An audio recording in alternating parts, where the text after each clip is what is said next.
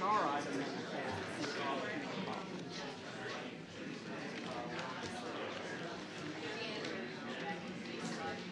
And it wasn't on, it's on a regular action. Yeah, so the only ones we need to pull off is that sheriff's and sheriff one off.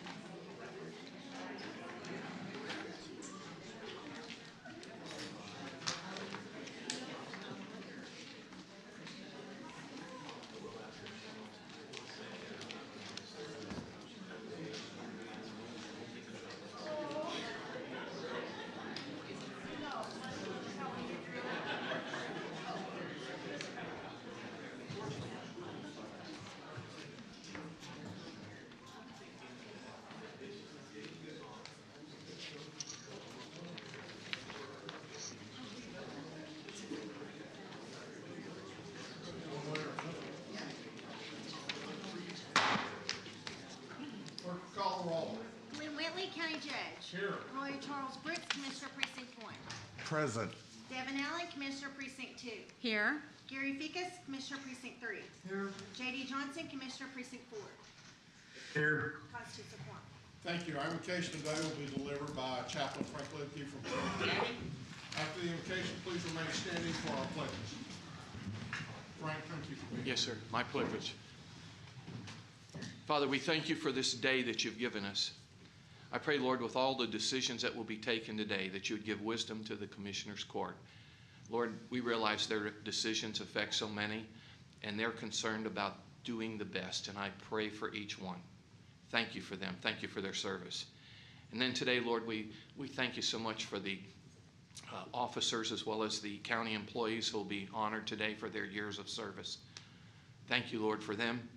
And then, Lord, we would not neglect to pray for the sheriff, his staff, as well as those that are serving in the jail and on the street. Please keep them safe this day. Thank you, Lord, that we can live in a country and pray and go to you in times like this, and we have this freedom. I ask and I pray these things in Jesus' name. Amen. Amen. I pledge allegiance to the flag of the United States of America and to the republic for which it stands, one nation, under God, indivisible, with liberty and justice for all. Honor the Texas flag. I pledge allegiance to thee, Texas, one state, under God, one and indivisible.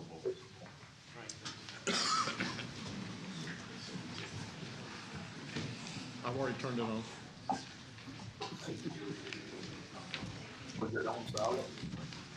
Mr. Mayes. Thank you. Your Honor, members of the court, just a few issues as it relates to the agenda this morning. First of all, we have one item that we're going to be removing from the consent agenda and deal with it when we get to that point, because we have an audience participation form that will be under the Sheriff's Department. It'll be item 9G2. Your Honor, we also have audience participation forms for several items that are on the non-consent agenda. I believe you have those in front of you. I have those also. So as we move forward through the agenda, we will hear from the audience. And then we also have, I believe, 4 audience participation forms in the general announcements and comments or public comments at the end of the agenda. We're also going to be taking several things out of order.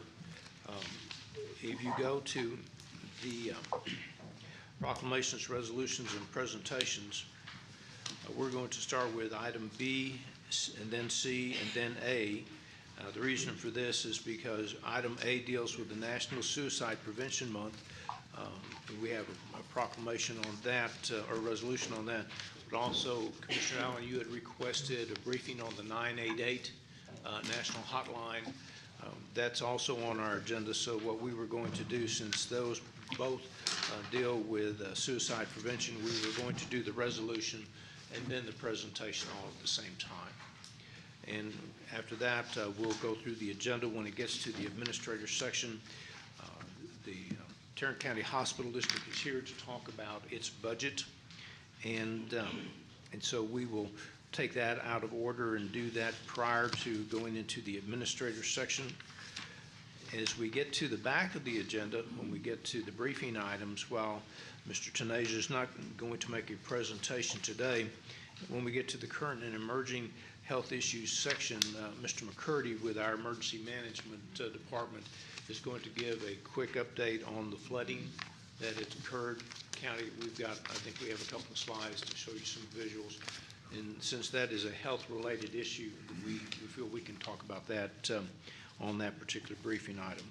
And then finally, obviously at the end of the court meeting today, when we get to briefing, we will do our FY23 budget issues. I think Helen has provided you all with a list, and we'll be going over that.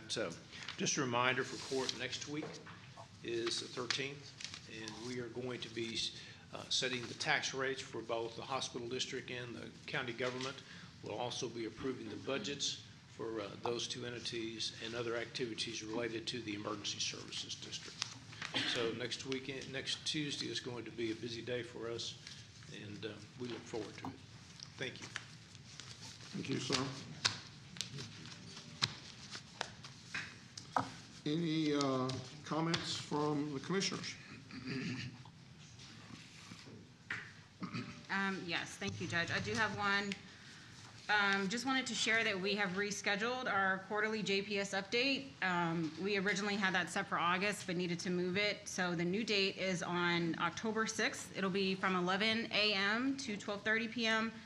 via Zoom and streamed live on Facebook. And of course, Dr. Duncan will be joining us, as well as our Precinct 2 JPS Board appointees, Amanda Arizola and DT Wynn, who happen to be here this morning, as well as some others. So this is just our regular update to the community on what's happening with JPS and the progress of the 2018 bond. That's all I have. Thank you. Anyone else? Any other comments? Or none, then we'll ask for approval of the minutes of our regular meeting of August the 30th. Move approval. Second. We have a motion to second. Any discussion? Please vote. Commissioner Fickus, you need to. Commissioner Johnson? Yes. Motion passes unanimously.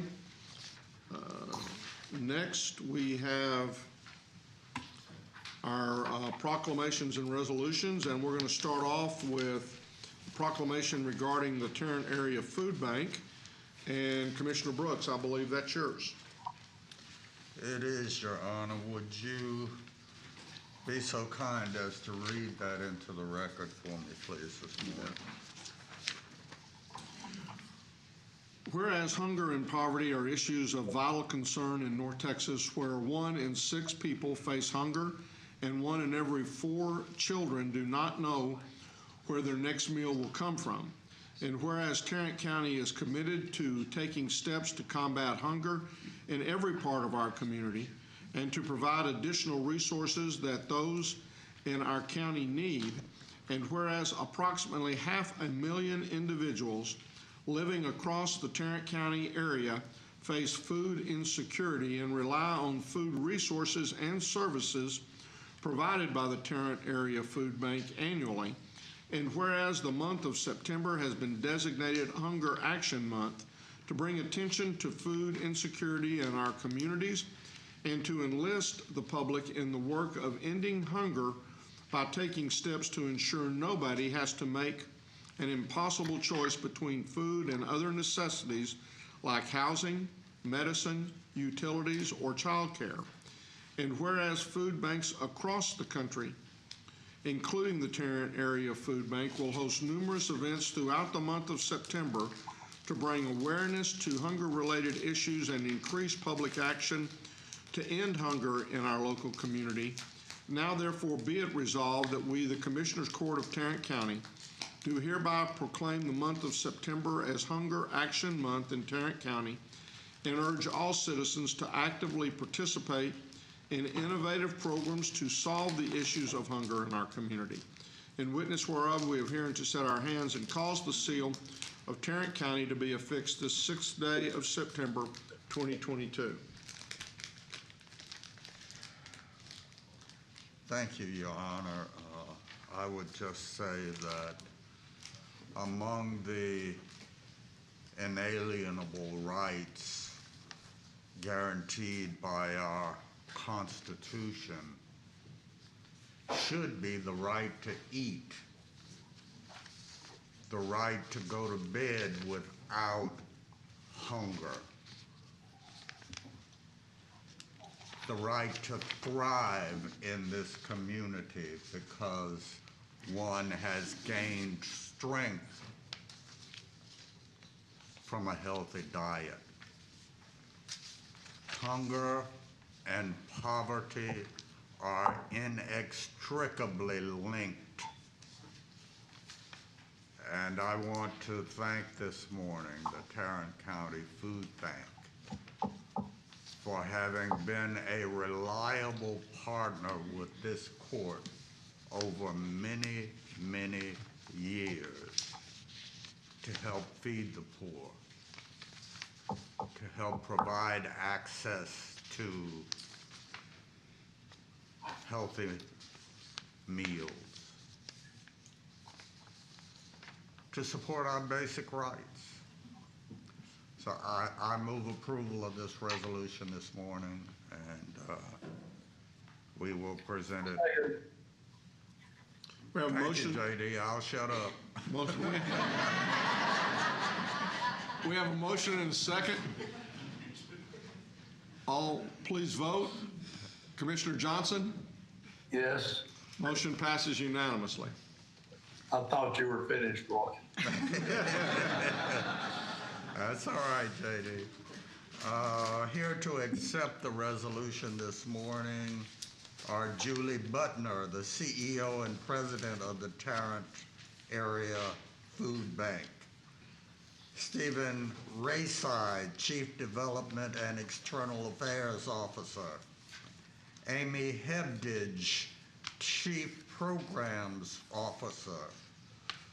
Fort Worth City Council Member Jarrett Williams, Vice President of Advocacy, and Mark Murtaugh, Director of Development. Would y'all all please join Julie at the podium?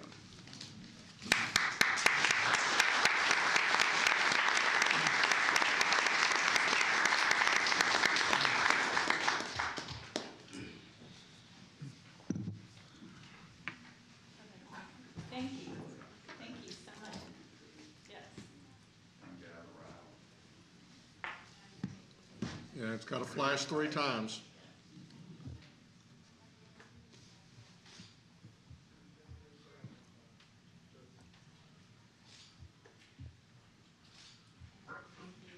I just want to say thank you very much to you and the entire Commissioners Court, including Judge Whitley. Thank you so much. You did a beautiful job reading on Proclamation.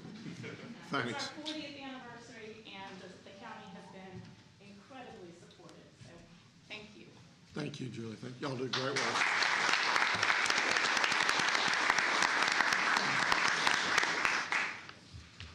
Next, Commissioner Allen, I believe you have a resolution. Yes, I am just going to move to ratify this congratulatory resolution recognizing Asia Times Square and their 15th annual Mid-Autumn Festival. So it is that time of year where many in our community, especially those in the AAPI community, recognize the Mid-Autumn Festival. So for those who recognize it, happy Mid-Autumn Festival. And with that, I move for ratification. Second. We have a motion and a second. Please vote. Commissioner Johnson? Yes. Motion passes unanimously. Our next resolution is for National Suicide Prevention Month, and I know that there's a briefing item on this, and so what we're going to do is we're going to do the briefing item first, and then we'll pass the resolution regarding National Suicide Month. So what we'll do then is go to the briefing agenda, and this, or the director of MHMR, Susan, she's going to come up and do this presentation for us today, and then we'll do the resolution. Good morning, Susan. Good morning. Susan. Nice to be here today. So we're going to talk about 988, which is a new resource for our community and actually for our nation. In 2020, the decision was made by Congress to designate the number 988 as a national resource for individuals who were contemplating suicide or needed assistance because they were having the kinds of thoughts that might lead them that way. For many years, there has been advocacy to try and create a 3-digit number. I think we all know that there are a lot of resources around our nation that seek to serve people, but sometimes 10-digit numbers aren't a help for people. What we know from 911 is that rather than having a lot of different fire departments, police departments, et cetera, to call, rather than sort through whether you needed a police department or a fire department or another kind of emergency resource, there was a time at which we made the determination that we would all be able to call 911 and then it would be sorted out from there. So mental health advocates asked for the same thing. They wanted an easy to remember number. We know that we have numbers like 911 and 211, which is a resource number, but those weren't targeted to mental health resources. So mental health advocates had been successful years ago in getting the federal government to invest in a national suicide prevention lifeline. You're probably all familiar with the fact that there is a number when there are notable events where an individual attempts a suicide or completes a suicide. There's usually a lot of press, everything from your local news reports to the cover of People magazine that puts that 10-digit number out there for the National Suicide Prevention Lifeline and urges somebody who feels troubled or who knows somebody who feels troubled to call that number. So that has been a successful strategy, but the number's too long. It's too hard to remember.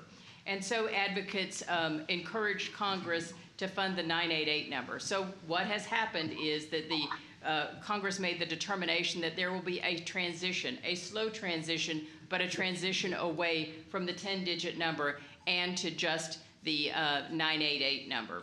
So you will not see that 10-digit number advertised in the same sort of way. You're going to see just the 988 number. So the feds went live in mid-July with the 988 number. In Texas, what happens is the feds charge Texas with implementing the 988 number. Here in Texas, we had 5 call centers that were already answering calls for the National Suicide Prevention Lifeline. There's one small nonprofit in Dallas that answers those calls during the daytime. And then the other 4 call centers are all organizations like ours, community mental health centers, that already answered calls 24 hours a day, 7 days a week for multi-county regions. So Texas Health and Human Service Commission determined that it would build on that infrastructure they already had to use that infrastructure to then implement the 988 strategy. In our case here in Tarrant County, we operated what we call the iCare call center and have operated that for a number of years. But now we've expanded, and our call center initially was just for Tarrant County residents. And then over time, we had other neighboring counties that asked us to take their 24-hour calls too, and so we've done that. So now we've added additional counties that we reach through the 988 strategy. So today we answer calls for 71 counties in Texas with our dedicated 988 staff. You see a picture there of our call center. So our 988 staff are highly trained to assist people in emotional distress or in crisis. So not everybody who calls has made a decision to consider suicide. Some people are just in distress. And we know that nights and weekends and isolation and lonely times sometimes increase people's desire to call. So we are staffed 24 hours a day. We have 18 staff who are dedicated just to the Lifeline. We have an additional 30-plus staff that answer the iCare call center, but 18 staff who are dedicated to these 988 calls. And they all happen at the same call center, so there's an ability for calls to be answered by either of our staff. But important to know we have those full-time staff, and funding has been provided for that by the state, but it's really the federal government that's providing those funds to the state. So we've been in operation now almost 2 months answering 988 calls, so I thought it would be interesting to take a look at some of the differences between the calls we have been already receiving for the call center and the calls we receive now through 988. And the individuals who call us for the iCare crisis line are frequently people who are already in services with us, who are asking for additional kinds of supports, or people who are just calling for information, who are considering maybe they might be interested in services. They've heard about MHMR. They're not quite sure what they need. Perhaps they're not quite sure of distinctions between different kinds of disabilities, and they're just trying to find resources. And so those folks call. Those calls tend to be less than 10 minutes.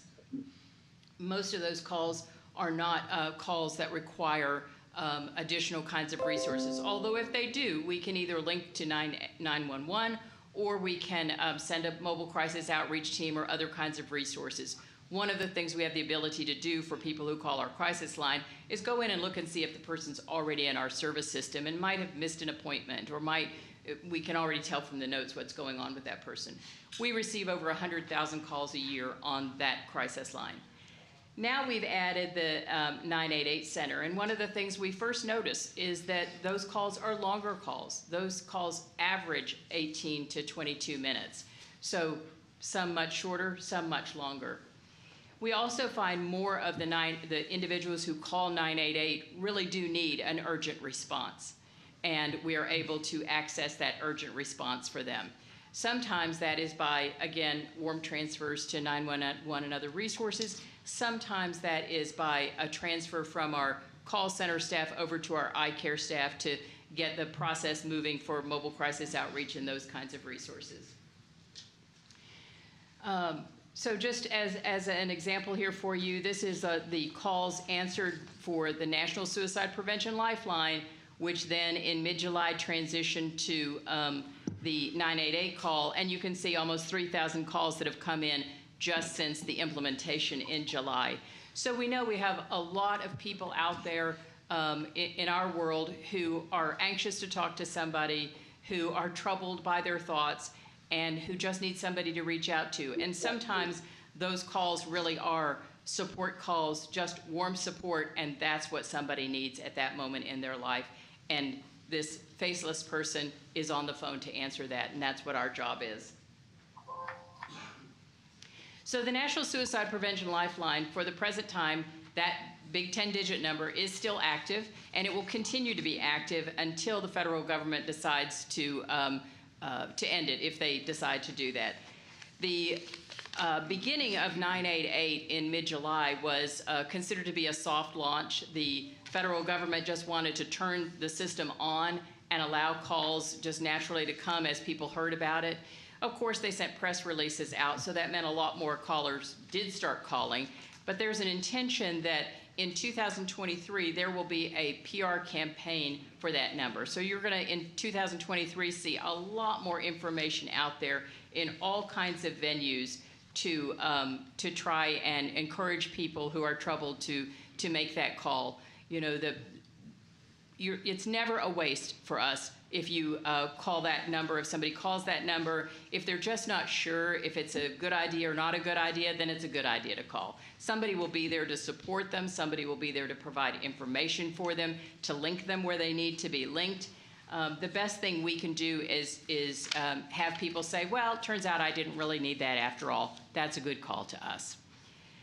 So we're going to continue, our call center will continue to operate with the number that it operates under that's known in our community. We're going to continue to answer calls there. 988 is really just to augment what's available in our community and across this 71 county region that we now answer calls for. So we continue to link people to their local resources in those communities.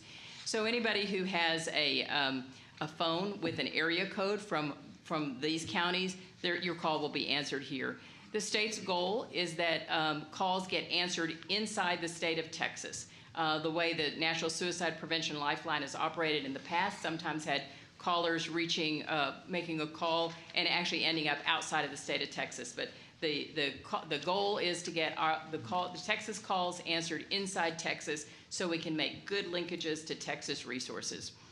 So we are on the way to do that, and I think that we're just going to continue to see the call volume grow. We know from our colleagues in other parts of the state that call volume just goes up and up.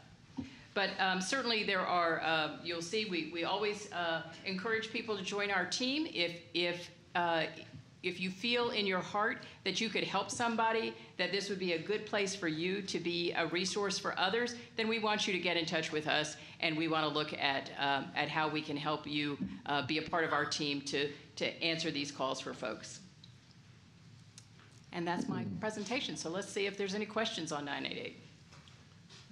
I don't know that I have a question, but one of the things that I would just like to say on this particular issue is I think we're doing better at it, but there used to be such a stigma attached to mental health.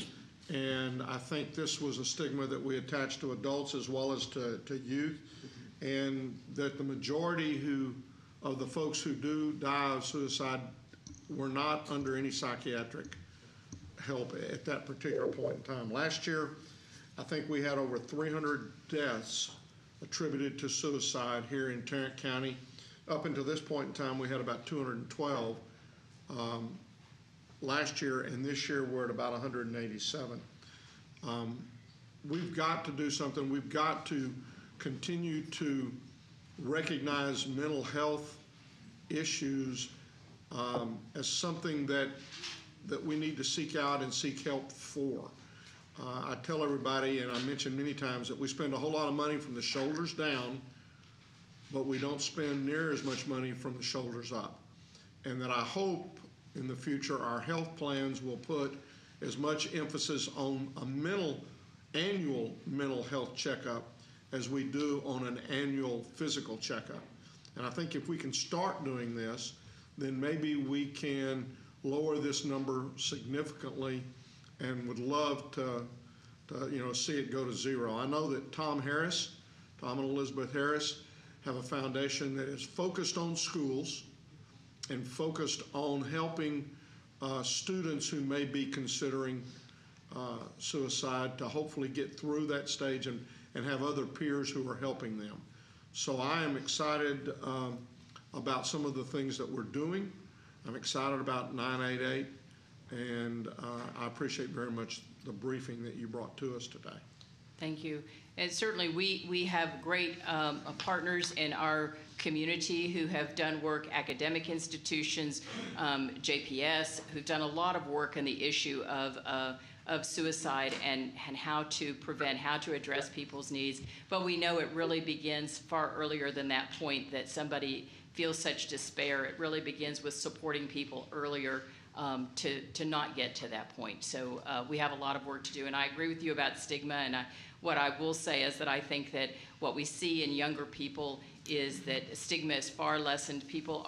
Younger people are conversant about mental health and aren't embarrassed about reaching out for resources. And that's really a good thing.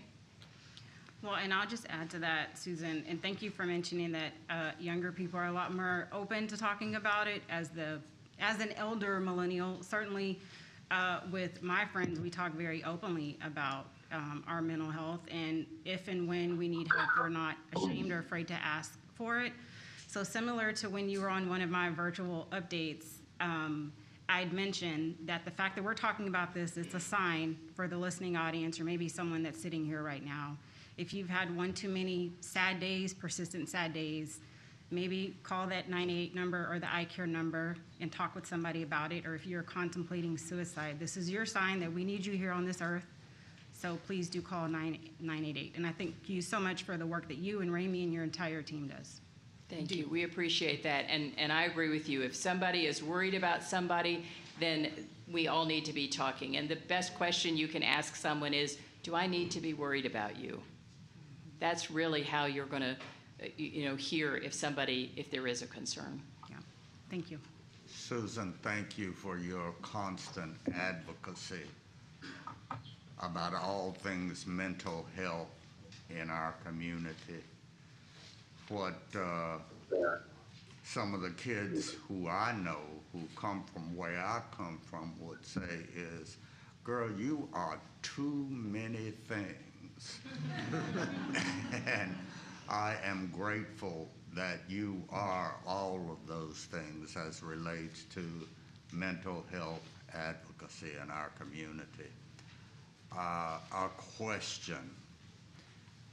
Rather than us having to maintain two different staffs to answer the 10-digit number and the 988 number, would it not make sense to have a mechanism that would allow the calls to the 10-digit number to roll over to the 3-digit number, so that we will only need one staff and one set of resources to address these problems?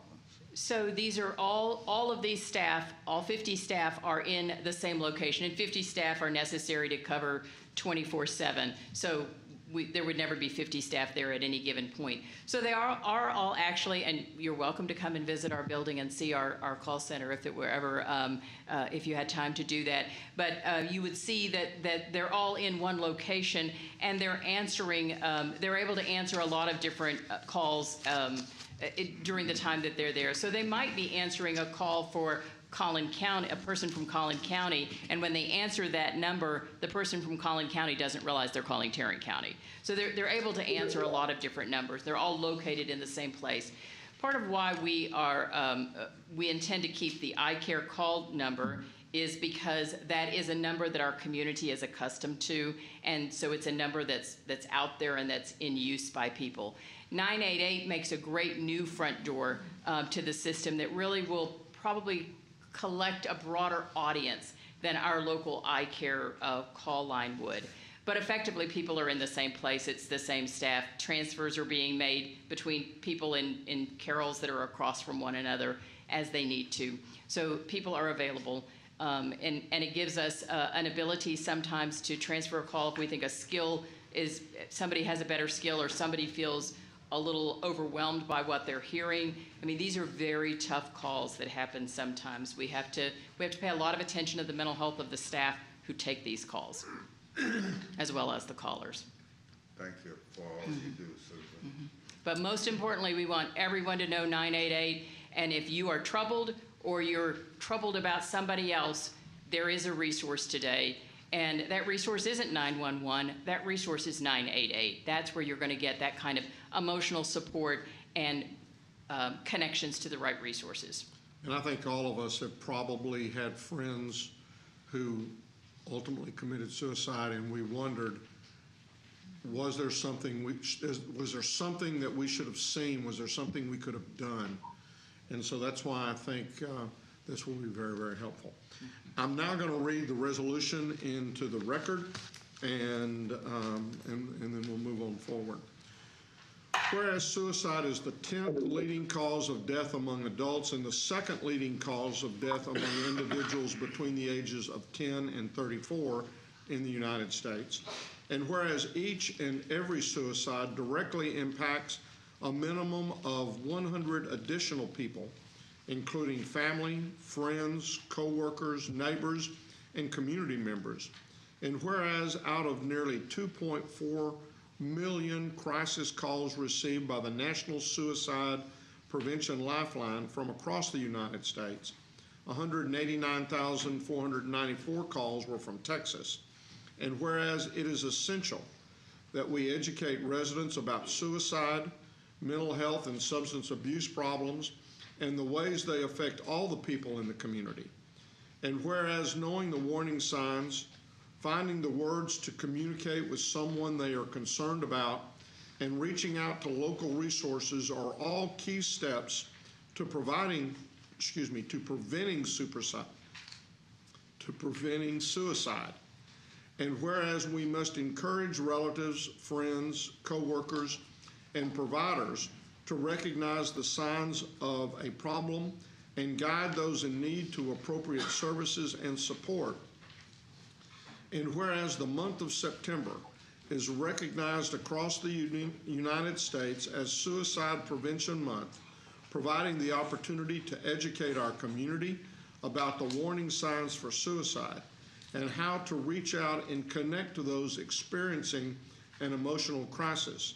Now therefore be it resolved that we, the Commissioners Court of Tarrant County, do hereby recognize the month of September as National Suicide Prevention Month. Be it further resolved that we support all our local mental health partners who work on the front lines of addressing suicide and mental health issues in our community. In witness whereof we have hereunto set our hands and caused the seal of Tarrant County to be affixed this 6th day of September 2022, and I move its approval. Second. We have a motion and a second. Please vote. Commissioner Johnson? Yes. Motion passes unanimously. And do you have anyone else you'd like to join us? Let's have Remy come up. He's happy he's not talking.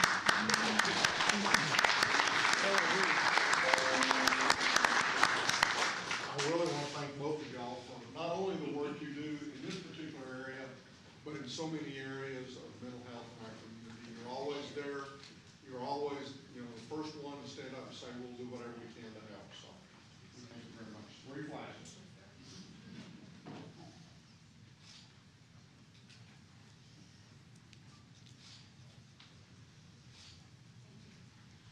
If you'd like to make any other comments, you can. I think I have adequately commented today.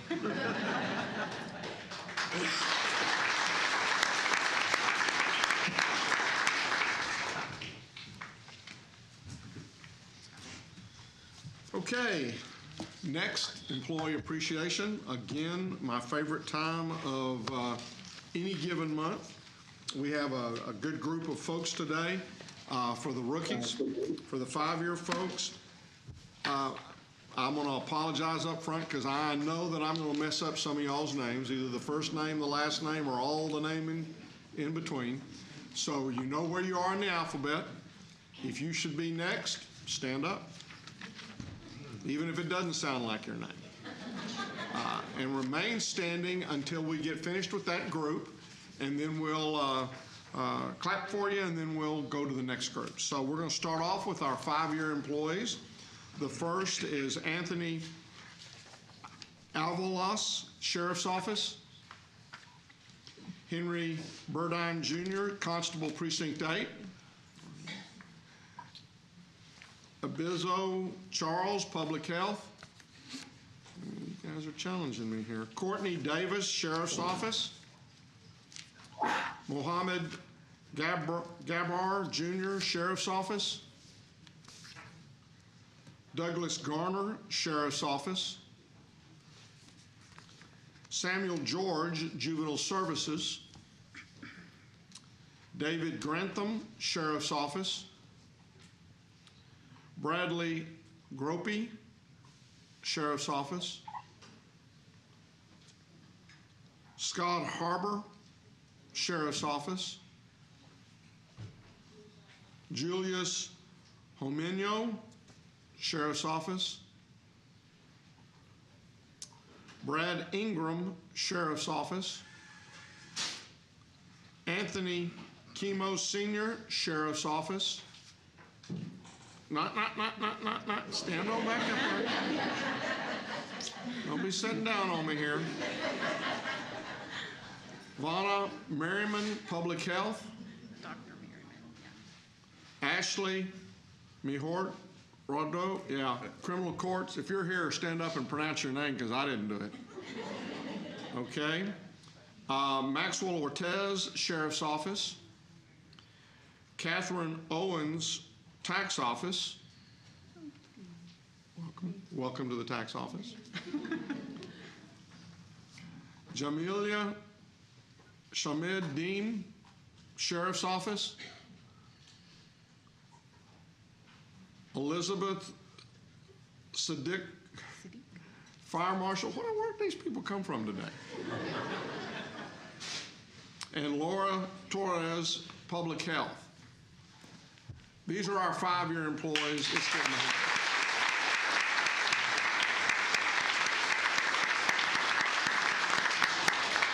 You know, I don't know what was going on in the sheriff's office. I guess it's every September because we got a whole bunch of people from the sheriff's office that we're recognizing here today. Now for our 10-year employees, we'll start off with Melissa Alston, Probate Court number 2, back there in the back. Ryan Cook, Sheriff's Office. Stanley Duncan, Sheriff's Office. Vicky Hall, Medical Examiner.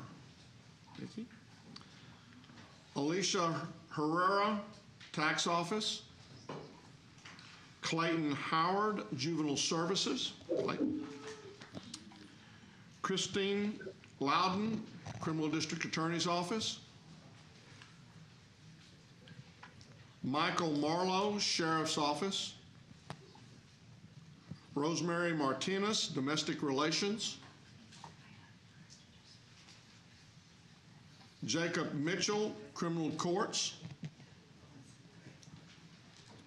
Mitchell Molinar, Precinct 4. Blanca Romas, Housing. Kelly Smith, Sheriff's Office. Tawanya Taylor, Tax Office. Alexandra Vu, Sheriff's Office. These are our 10-year employees. Let's give them a hand.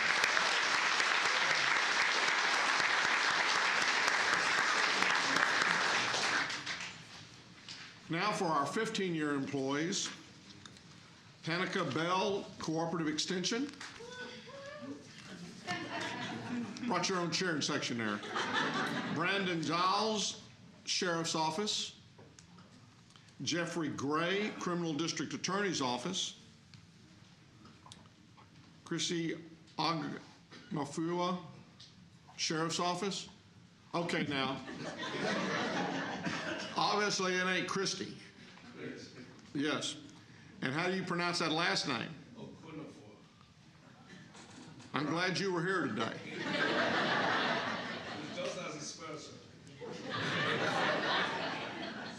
You're right, but I never passed phonics in 3rd grade, and it's stayed with me ever since. Patricia Whitling, Public Health. These are our 15-year employees listed.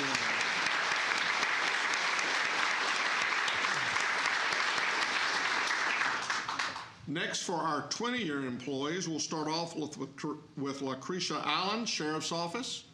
There she is. Blanca Burica Thompson, Domestic Relations Office. Yeah, I didn't do too good on that one either.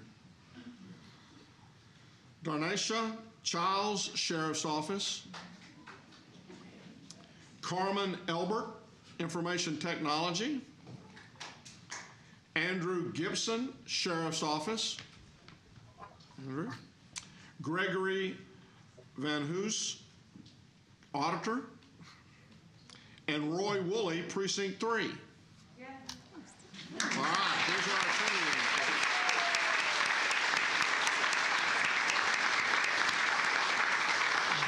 Roy's got his wife with him today, Mary. Mary, stand up. You had to put up with him. How long have you had to put up with him? 10 years. 10 years. Thank you. He's retired. It might be a long time for anybody. I think he's retiring too. All right, now for our 25-plus year employees. The first one we have is, and again, we got 9 today. 8 out of the 9 are from the Sheriff's Office. James Allred. Guess where he's from? Sheriff's Office. He is a booking technician. He started out in the Sheriff's Office at Belknap answering the phone. He moved into the mail room and then to a booking technician in the correction center. Memorable moment. He met his wife while he was working in the jail. I always ask the question, make sure that he met her, not that she was there visiting, but that she was there working. And sure enough, she was working at the bond desk and is still working as the bail bond secretary. Stephanie, stand up. She actually has more time with the county than he does.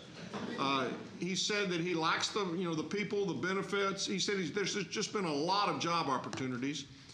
Again, Stephanie's been with us for 27 years, but she's one of those ones that got caught because she was the first month where we stopped recognizing employees because of COVID, and then I guess we caught up back around June, so I think we may have caught up with you about that time. Thank both of you for your time with the county.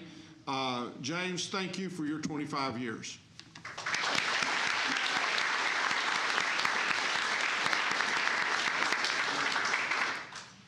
Next is Kimberly Bowles, Sheriff's Office.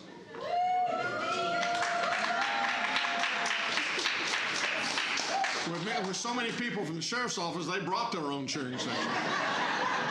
She started out in the correction center as a jailer, worked at labor detail for about a year, and then went to work downtown in administration. Memorable moment. She said, I was a jailer in 1999 when jail inspections came through, and they chose my pod for the fire drill demonstration. And she says, man, I was sweating. And she did it, and probably about 20 minutes after it was done and they were all gone, she got a call back from one of the supervisors, said, you did a great job. And she did a great job, and she remembers that to this day. She said, what I like most is that I enjoy when people come to visit, and a lot of people come in there. And she said, I also enjoy very much answering the calls regarding people who are in the jail, loved ones that are in the jail. And she says, I love to talk with them and to assure them that we're going to take care of them. And that's very, very important. And I could just hear that in her voice as we talked yesterday, or day before yesterday. When I asked her about anything, and she said, I worked 10 years for the state school, which is now the Resource Connection. So in her lifetime, she's had 2 jobs. And she said they have been great jobs, and she thanks God for allowing her to work for Tarrant County. And I'll tell you what, Kimberly, we are thankful too that you have worked with Tarrant County for these 25 years. Thank you.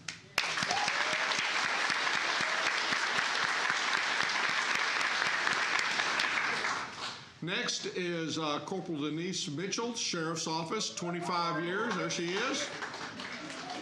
Now, she started off working as a clerk until she went to jailer school. And then in 2009, she was promoted to senior specialist in release. And she says, I've been there ever since. Memorable moments in 2009, she said, I got promoted. I got news that I was being promoted, and I was just grinning and having a great time. And Captain Dennis asked, well, why are you so happy? And she says, I just got promoted. And he said, I know you did. I promoted you. And she said she's never going to forget that. She said, what I like most is that I have 2 families. I have my biological family, and then I have the family in the sheriff's office. And she said both are equally important because both surround me in times of need and are there to celebrate with me when there's happy times. And I hear that over and over again. She said, I just absolutely love serving with my team in the jail. We just want to, Denise, thank you very much for your 25 years.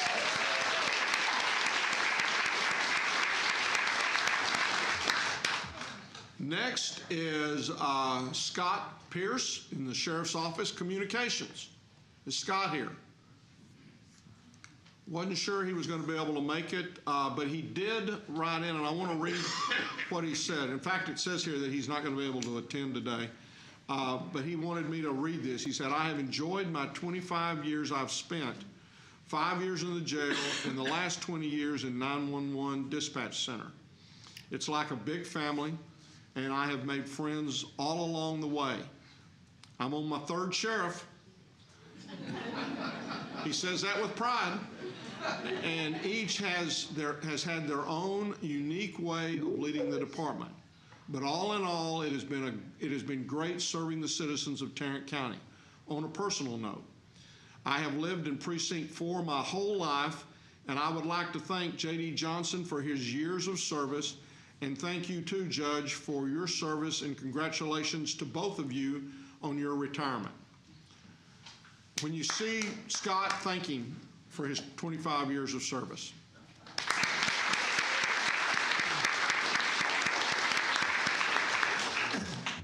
Now, as I said, I did these calls on Sunday, and then I didn't get a chance to get in the office to try to get a hold. So there's 2 people I haven't gotten a hold of, and we're just going to see what happens. James Albright, 30 years with the Sheriff's Department. James, are you here? Okay, well, y'all see James. You tell him congratulations on 30 years with the county. Next, I know this guy's here. Chief Eckert.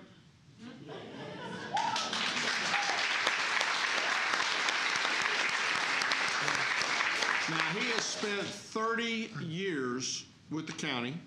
He's now the chief over confinement. He started off in Old Belknap, then the police academy. He worked in the juvenile, in judicial at Juvenile for a while. He was a patrol, a crime scene investigator. Last time I talked with him, he was Lon Evans, but as I just said, he's now the chief executive of confinement. Memorable moments, he said, as a detective, I loved it because I could solve things. And then I got an opportunity to be over the field training program and was able to basically rewrite the book on that.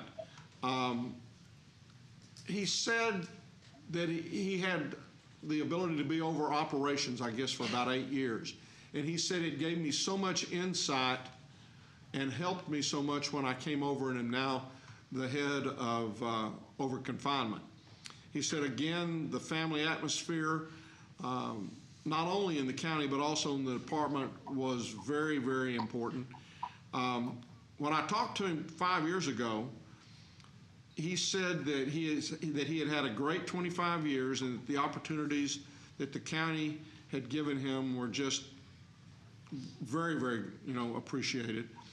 When I talked with him this time and I asked him, okay, what's happened over the last 5 years? Well, he said, I can't help but mention COVID.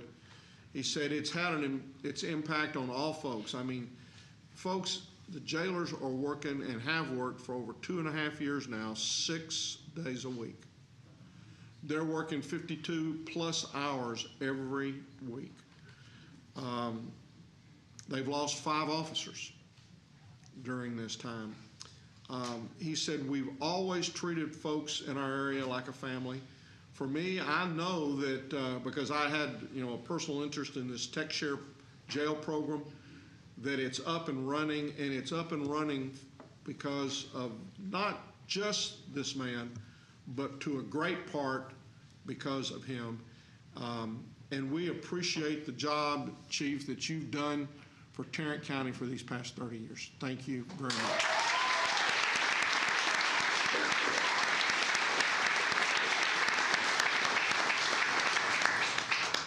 Next is Gene Payne with the Sheriff's Department, 30 years. There's Gene.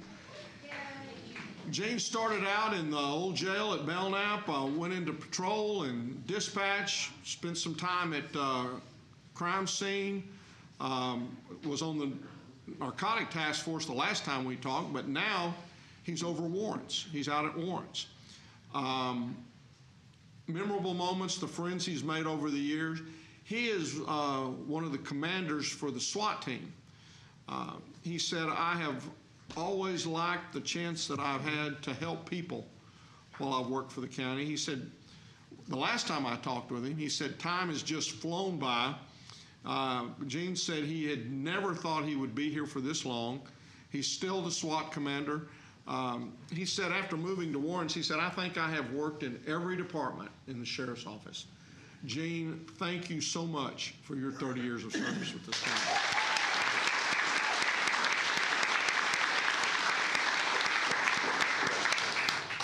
Now next is Robert Hernandez, the Sheriff's Office, 35 years as a bailiff. Is Robert here? Well, he's the other one I couldn't get a hold of, so when you see him, and I think he's working in one of the courts now, when you see him, please thank him for his 35 years of service to the people of Tarrant County. Last, Vicky Bowers, Juvenile Services.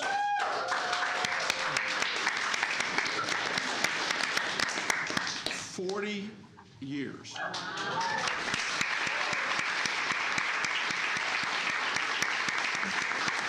Now, I'm just going to tell you, she's part of a royal family in Tarrant County. Her husband worked, okay, I got to find it here. How many? He worked 27 years in the elections department. And Jeannie Lyons worked, is I guess your aunt. And I mean, or mother-in-law, excuse me. I get in trouble here. I'm just telling you, these folks are embedded in Tarrant County. Vicky worked in the tax office for 4 or 5 months. When she got married, she had to move out of the tax department because her mother-in-law, Jeannie Lyons, worked in the tax office. She went to Juvenile as a file clerk in '83, and now is the operational support supervisor. She said, I just love helping people. She helps in the elections on election day, helps other departments. She said, it takes everyone working together 8 hours a day, 5 days a week to make things work. Everybody, from the department head down to the newest employee. It takes everybody to work together.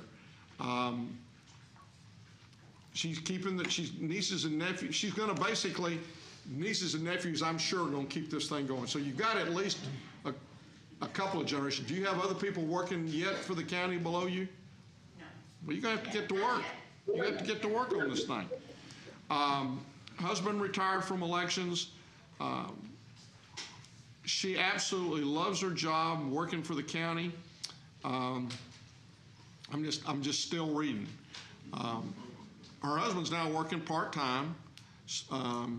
She said, and she said this before, 5 years ago, she said, I still plan on working until I've spent 45 to 50 years with the county. Now, I'm just going to tell you, there's about 3 or 4 people who have that 50-year mark, and they're focused on that. So there's going to be, it's going to happen. She loves bowling and gardening. She says when her husband's not up here or part-time working, he's usually in the bowling lanes. And I see he's not with you this morning, so he's bowling. He's bowling. She's still shooting for 45 to 50 years. She made this comment. She said, when I first went to work out in Juvenile, I was a file clerk, and one day Jerry Moore, who was a legend in the Juvenile area, came by and says, hey, look, I'm going to make a mail run. Would you like to go and help me? And she said, yeah, sure. And he had one of these fancy little cars, and so they got in and they headed for the post office, and they were coming back, and he looked at her and he says, you seem to be hot. You seem to be warm. And she said, my seat, my bottom is about to burn up. And he had one of those little seat warmers, so that tells you, that was 20 years ago, so that tells you it had to be a pretty fancy car, because they've just gotten those things on most cars today. But she said he started laughing, and and she said, I will never, ever forget that. Again, Vicky is part of a family that has well over 100 years in Tarrant County's history. Let's thank her for her service.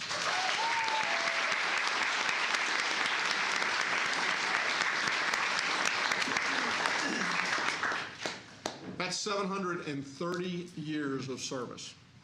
And these are the folks that make Tarrant County what it is, and why I am so proud to have had an opportunity to represent this county. We're known all over the state, we're known all over the country, and the folks here may oftentimes take you for granted until they move someplace else. And then they know what a great job you do. We got refreshments back in 504C, and y'all are welcome to go get them. Thank y'all again.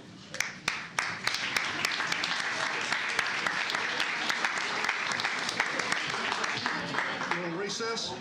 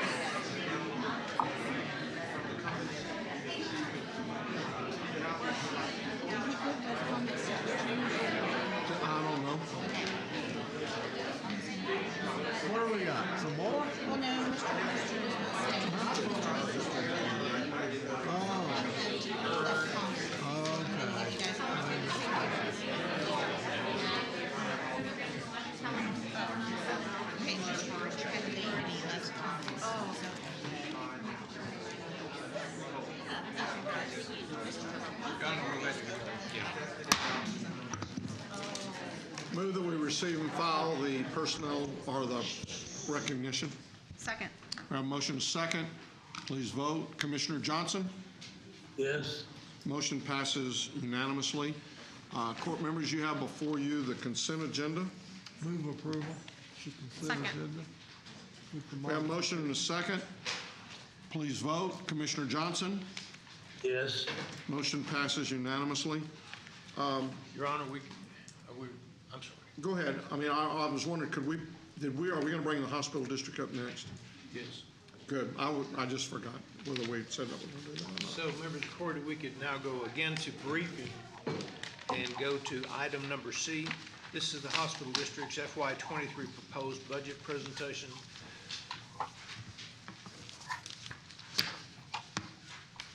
So the CFO is going to do the presentation. Yeah, we thought it best, it's budget, so, yes, thank you for your time. I'm Sharon Clark, I'm the CFO of JPS. Also here today, we have our CEO, Dr. Karen Duncan, Ms. Dorothy DeBose, who chairs our board, and DT Nguyen, who chairs my finance committee this year. I just want to tell you that so many people, especially our board, have spent a lot of time on this year's budget really trying to consider what our focus should be this year. We had a very meaningful budget retreat back in July where we determined that our workforce is really the main thing that we are going to be focusing on this year.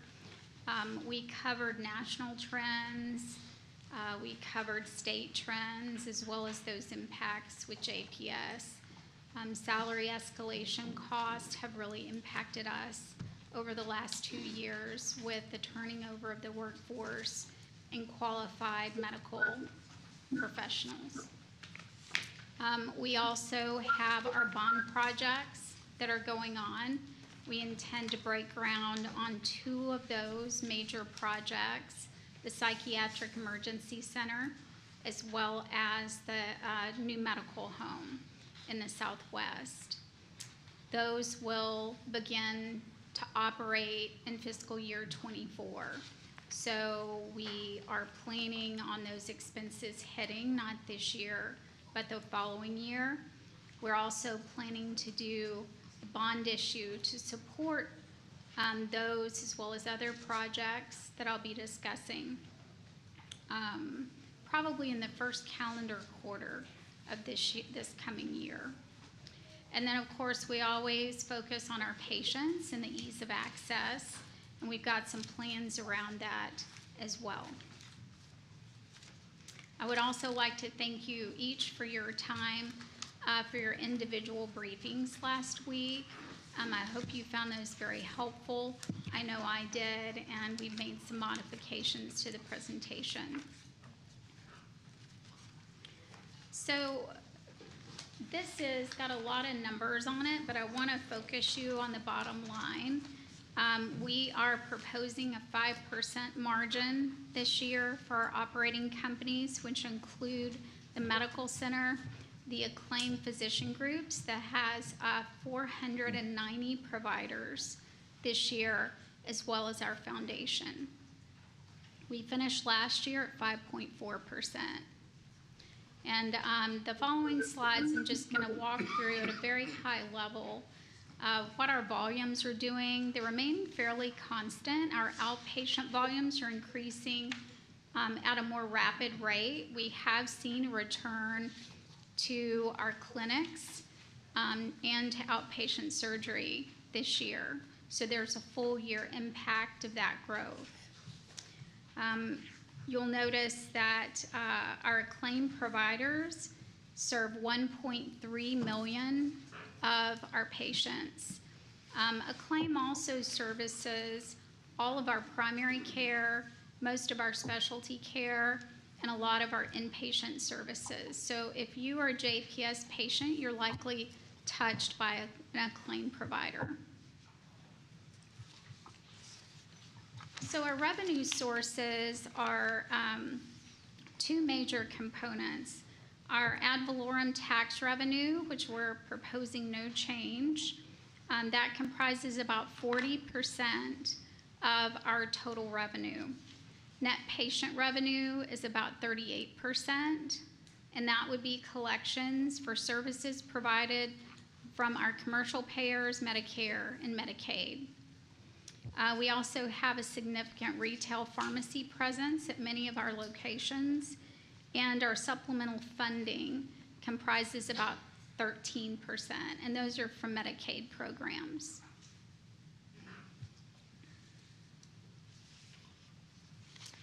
For our operating expenses, salaries are no surprise our largest expense at well over 50% of our total spend. Almost 10% of this $700 million is related to premium pay that we have been incurring to date. We hope to bring that down, but we can't be short-sighted. We don't feel like there is a quick fix to some of the labor issues that we have. The next largest is about 12%, and that's professional fees that we pay both to Acclaim as well as some external providers to see our connection patients and hospital coverage. So 2/3 of this budget is really related to staffing. Our purchase service has a lot of IT costs, which really support our electronic medical record. And then, of course, drugs, medical supplies, and some other. You'll also notice that we have $18.2 million of depreciation and bond issue costs for those, the first tranche of debt that's planned. Are there any questions? That $18 million is interest expense on those bonds? All but $3 million. $3 million is bond issue cost, and then the remainder would be interest for about 3/4 of the year. And you and I talked about the fact that you've got the $15 million in expense in there. Do you have the interest income that is expected to be earning, and where is that? Yes, so the interest income is below the line. Let me back up a little bit. It's on that bottom line where it says investment income. So it's part of that $23.5 million. It's about $1.5 million if we issue in January. Was that, because that wasn't there when you and I talked originally, was it? It was. It was? Yes. Okay. The number didn't change. I had to go back and verify where that was accounted for. And so, $350 million. What are you estimating your? Just under 1%. So the rates are still that low? They are, yes, especially for what I can invest in. We are under the Public Funds Investment Act. Some of our longer term investments might be at 1.5%, but we've estimated right at 1% for these funds. Is Renee over there? No. I was just wondering, because I thought we were making more than that. I don't know if we've got anybody. Okay, I've lost my slides. You're gonna fix it for me. Thank you. So again, if that was gonna be below the line. Okay, I'm sorry, I'm just gonna put that down. I'll let them advance. So if we're gonna put that below the line, why would the expense itself not be below the line until we've actually invested it? So the way that this format is the way that our rating agencies look at it. They will move that interest expense back up above the, into the operating margin to evaluate our performance. So will the CPAs put it to for the annual audit? I believe that the CPAs will drop it down below. Okay. Yeah, I agree with CPAs. Yes, sir. Let the record show. Okay. This is our board format, not the audit.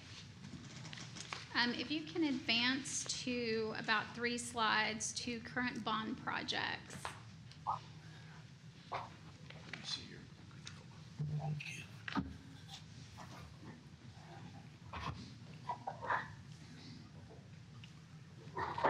So just talking through the bond projects, I mentioned two of them, which is going to be the Psychiatric Emergency Center and the Southwest Medical Home. It also includes construction of a medical office building that will include some outpatient surgery suites that face Magnolia, along with a large parking garage. We have the Pavilion North expansion, which will provide a connector to the future towers. It will also expand our emergency department and the volume that we can see through there. Our central utility plant will be included, and there are various other supporting projects. So for our capital budget, you can see that we have budgeted about $30 million of routine capital. Go back one slide. Thank you. So that's not the I thought, so you don't have a slide that tells us by item what capital you've done. Go to the next slide, I guess. There's a capital budget there. There you go. Right, okay. For the capital budget, about half of that is direct medical equipment. We still have expenditures on our facilities that are existing. And then the information technology, again, is surrounding improvements to our electronic medical record and that connectivity.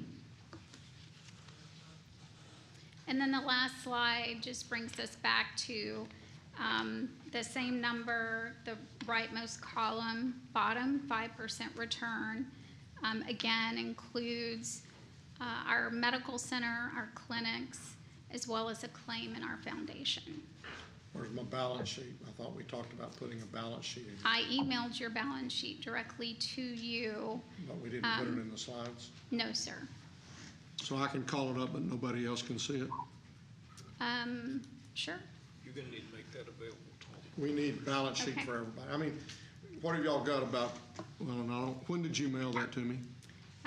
After we spoke, I believe on Thursday. So it'd be Thursday around 4:30. So currently we have $1.3 billion of cash on hand. I feel like we need about 200 days. Each day requires about 3.3 million. So right now we have 675 million that I feel like is available for those projects. So that gives us about 700 million left to put on these, to basically fund the difference between what we are going to borrow and what we're going to build. Correct, to complement the 800 million of debt. And again, I think we need to come back with a briefing on the priorities in the order, because Commissioner Brooks and I have sat in on we've sat in on most of those planning meetings, and I'm still disturbed at the fact that we're right now scheduling our mental health tower to be the last thing, one of the last things that we do. And we just need to figure, I mean, I know that's because we've got to tear down some stuff, but that was the top priority of the Blue Ribbon Committee. And part of the new towers that will be in kind of the second phase of the debt, there will be 1 to 2 floors that are focused for inpatient mental health. And that's helpful. But again, top priority was mental health. And then the medical homes are extremely important. And while we have bought the land for the one in Southwest, and I think we're planning on breaking ground hopefully by the end of the calendar year. Yes. I really, and I think the court would like to see us have at least identified and maybe purchased the land. And right now, I think those other medical homes are not scheduled to be built for 2 or 3 years. We're evaluating that, and we can bring that up to the court at a different briefing, but yes. Yeah, I would like that briefing, because especially since Commissioner Brooks and the judge are part of that working group, but I don't know that we've had a formal update as a court in quite a while, which I know the work is being done, but we do need to have a discussion as a court. Okay. I do have a question just about revenue sources and support from the state, especially given that we're headed into the next legislative session that starts in January. What's the general sense of what's going on at the state when it comes to hospital support for JPS?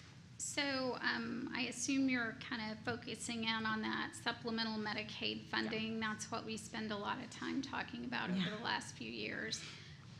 This year is actually more positive than I feel like maybe the last 2 or 3 years have been. CMS did approve uncompensated care to continue for the next 10 years, and they also gave us a sizable increase to the pool size. Mm-hmm. So there's more dollars to spread around. We'll pick up about $19 million from that one pool change. Our dish, on the other hand, will go down slightly, about $10 million. That will help be offset by some of the UC increase. DISH had scheduled legislatively a pool decrease, but with COVID, those decreases were delayed. So we have not gotten any news that that delay will continue. Okay. And then our DISRIP actually ended last year, but we did receive about $14 million as a final cleanup this year. So even though if you look at the face of the income statement, our supplemental funding is not changing significantly, there are some pretty big swings on the individual programs. And on the CHIRP and TIPS payment, those actually come... Expand that and tell me what those are you're talking about. So CHIRP is a comprehensive hospital increased rate program or incentive program. That was to supplement when we ended DISRIP. And that actually gets paid per claim and goes through our patient revenue on that top line versus the supplemental funding line. Those have both been approved by CMS for fiscal year 23. So everything that we have budgeted has been legislatively approved and is in process. The expansion, I know we're not expanding Medicaid in the state, but was there a movement for single mothers who, and their infant child, wasn't there talk of it being covered, expanding that coverage for a year? There has been talk about that. I would have to get back with you after I talk to some of our experts back at the hospital. Okay. Other questions?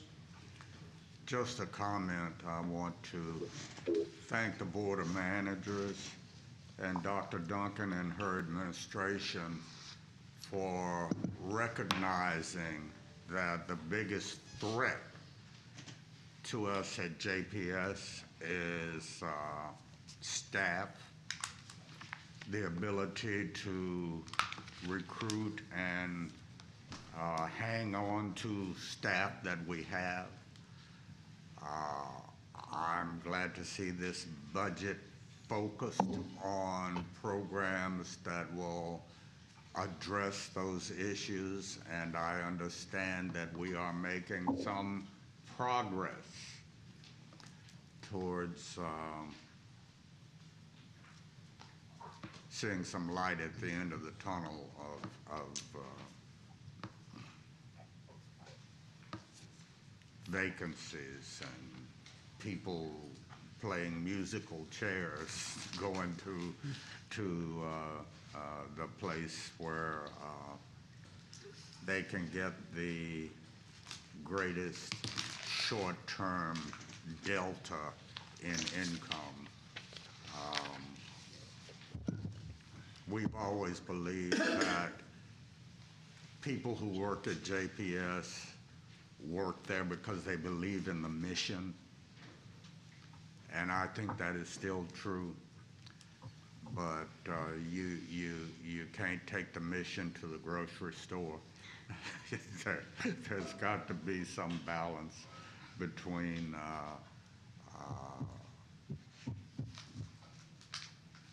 the idealism of working because of the mission and what an employee actually receives in terms of salary and benefits. So I think this budget goes a long ways towards addressing those problems, and I thank y'all for that. Agreed. We appreciate your support as well. Thank you. Thank you very much. So this item, along with the tax rates, as I mentioned earlier, will be on next week's agenda for court action. So, members of the court, we can now go to the administrator section. Mr. Schaffner is going to do items 1 and 2 in that particular section.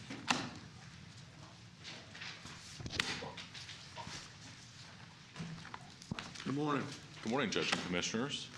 So for item number 1, we are requesting the court receive and file our COVID-19 report for the Tarrant County COVID-19 Recovery Report dated September 6, 2022. Move to receive and file. Second. We have a motion to second. Any discussion? Please vote. Commissioner Johnson? Yes. Motion passes unanimously. Before we move on from that item, I know we had the closing of the Small Business Assistance Grant Program last week. When will we get like a fuller, for 2 questions, let me go back. First question is, how long do we think for those applications that are received but still in review, about how long do we think that'll take? And then, I guess that would make the determination as to when we have a conversation about how close we are to our spend or not. Yes, ma'am. So we, those last 3 days that the portal was open, we received approximately 800 applications, so it was very busy. Yeah.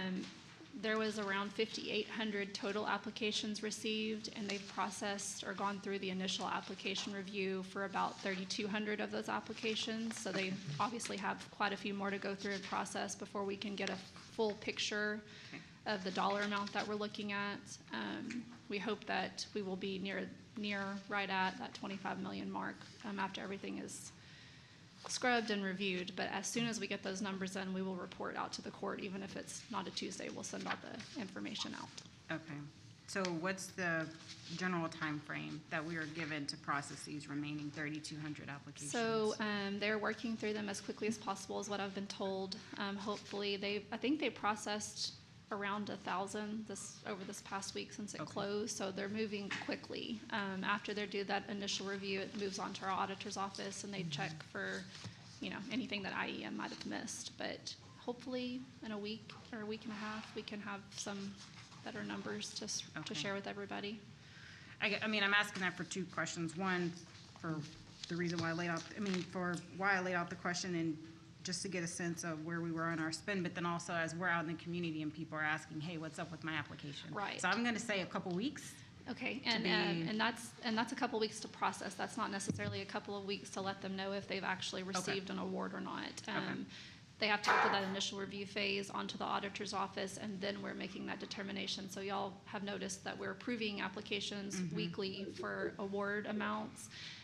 When applicants reach out to us, we can let them know if they were on that list. Otherwise, if it's just, hey, where am I at in the process, we're telling them we have started the review, award, approval process, and we're moving through them as quickly as possible. Okay. Very good. Thank you. Thank you.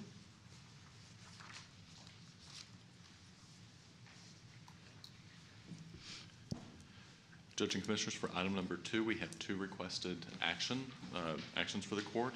First, approve the changes to the Fiscal Recovery Fund budget. Move approval. Second. We have a motion and a second. Any discussion? Please vote. Commissioner Johnson? Yes. Motion passes unanimously. Thank you. And then finally, receive and file the list of agenda items that appear on the September 6th agenda. Move to receive and file. Second. We have a motion and a second. Any discussion? Please vote. Commissioner Johnson? Yes. Motion passes unanimously. Thank you very much. Thank you, Russell. Rain, rain, come on down.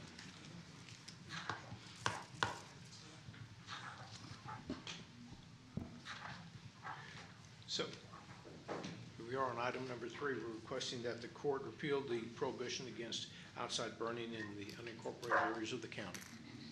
Move approval. Second. We have a motion and a second. Any discussion? Please vote. Commissioner Johnson? Yes. Motion passes unanimously. On item number 4, we're requesting that the Commissioners Court approve changes to the medical examiner's fee schedule, which will be effective October 1, 2022. Move approval. Second. We have a motion and a second. Any discussion? Please vote. Commissioner Johnson? Yes. Motion passes unanimously. Members of the court, on item number 5, Ms. South is going to do that presentation. Good morning again. Megan? Okay, so this morning we have a request for a letter of concurrence to the Foreign Trade Zone Board, allowing for a Foreign Trade Zone designation for the Prairie Industries Holdings, DBA Truvant facility. This will be located at 280 South Intermodal Parkway in Hazlet. And just as a little bit of background on Truvant, so they are a leading global contract manufacturing and packaging provider to many of the world's top food, consumer, household, and industrial brands. They have 16 operations across North America and Europe with over 6,200 employees in 4 countries. So this latest expansion in Hazlet, which actually, let me go here. This supports Truvant's continued growth, allowing them to better serve its customers in North America.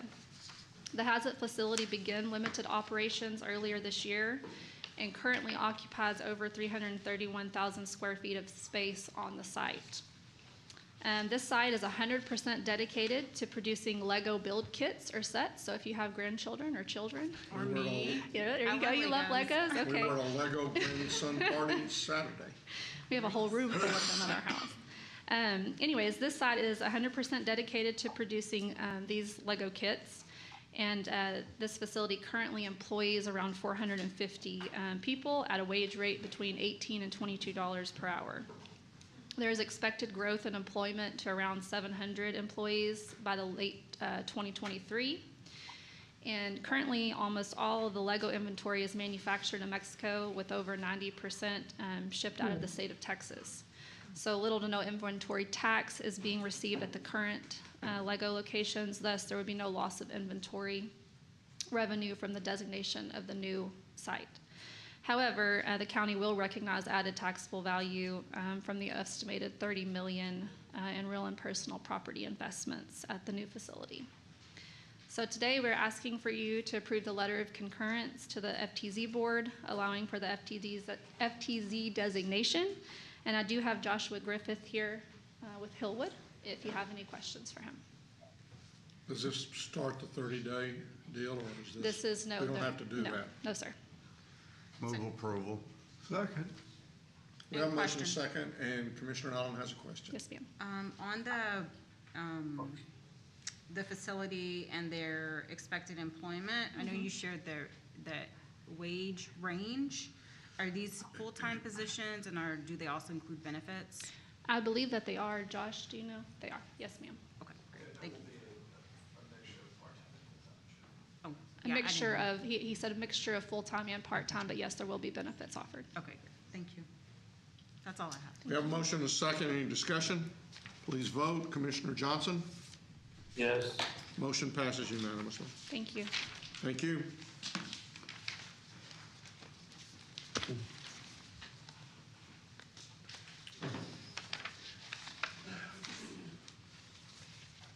Facilities. Next is facilities management. Come on down, Mike. Good morning, Your Honor, members of the Good board. morning. Morning. We have one item for your consideration today. This item has been recommended and approved for ARPA FR funding. We are requesting approval of amendment number 1 to the Telecom Professional Services contract for geotechnical services in the amount of $1,720, and this is at the Justice Center elevator project. Move for approval.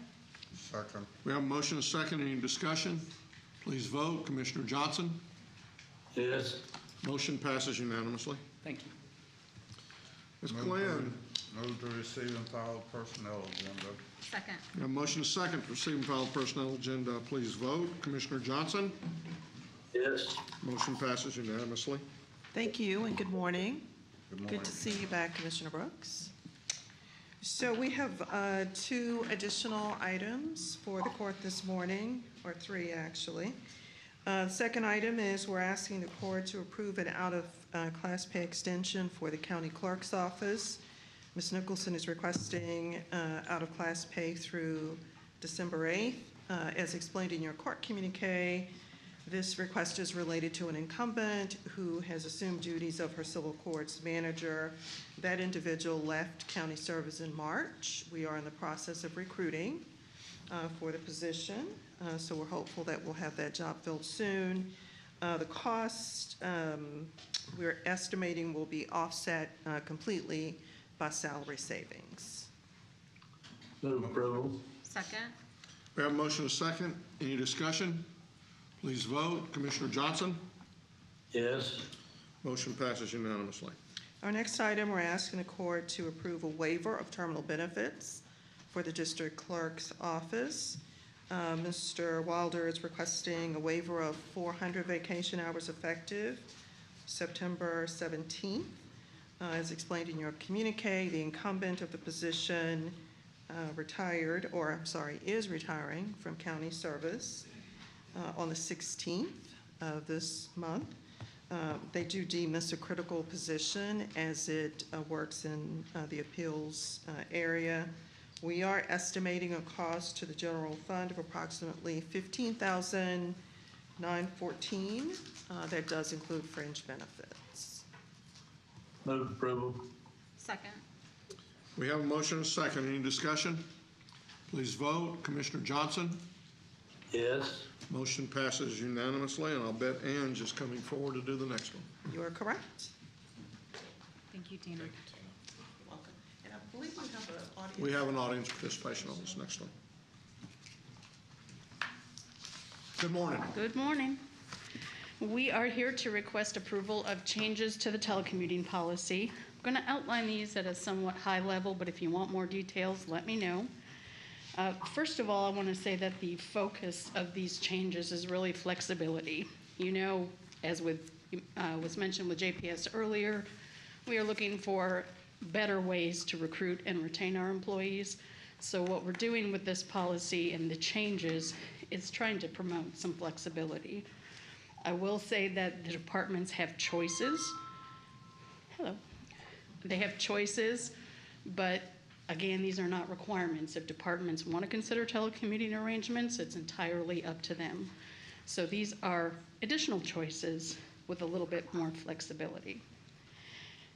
The major changes are what I'm going to go through. I'm not going to go through tweaks. There were some minor verbiage and punctuation and that sort of thing. But to begin with, on the first couple of pages on the policy, the main changes are changing the requirement for telecommuters to be exempt employees only. Instead, we are opening this to all employees that are full-time regular employees or full-time project employees. So regardless of hourly or salaried status, they have the ability to apply for a telecommuting arrangement. We are also looking to remove the 90-day requirement for employees to work in-house prior to being considered for a telecommuting arrangement. So before they had to work in-house for 90 days, we're removing that requirement. Additionally, we are putting some provisions in here regarding residency. So the initial statement is that telecommuters must reside in Texas. However, we will consider exceptions, but those need special approval from the county administrator, who will make those decisions in discussions with many different departments. So the residency implications are plentiful, numerous. Tax laws, labor laws, all of that make out-of-state telecommuters very special. So what we're doing here is saying that you need to reside in Texas.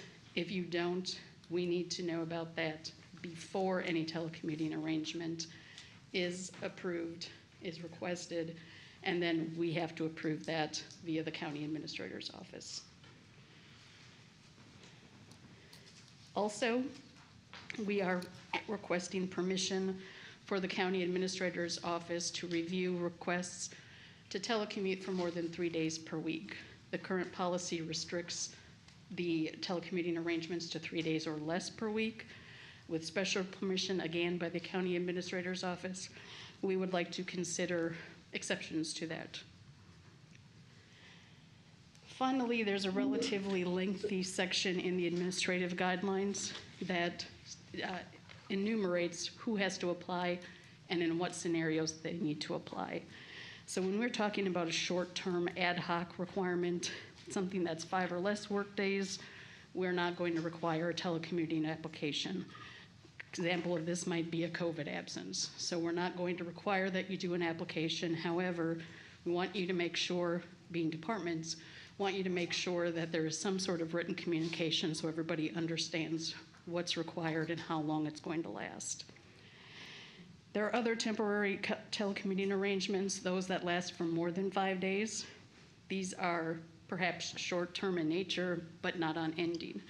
There may be an example of, say, a knee surgery. If somebody's out for a few weeks, we would ask that you submit a telecommuting application and include all the relevant details.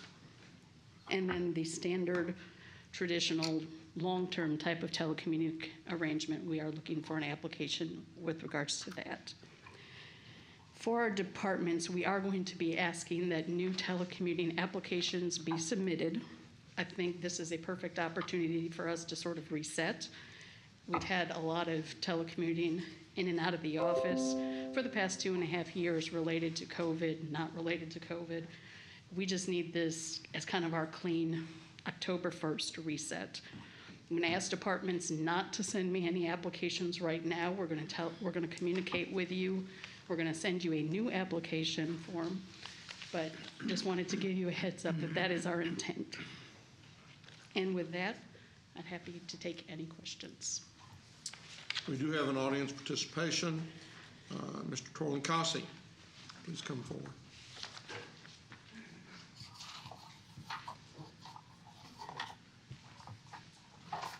Judge Whitley, commissioners, public servants, and members of the public. I promise you, Judge, everything I have to say is directly related to this specific agenda item. So I appreciate the 3 minutes. In 1995 and 1996, I was one of the county's leading experts on telecommuting.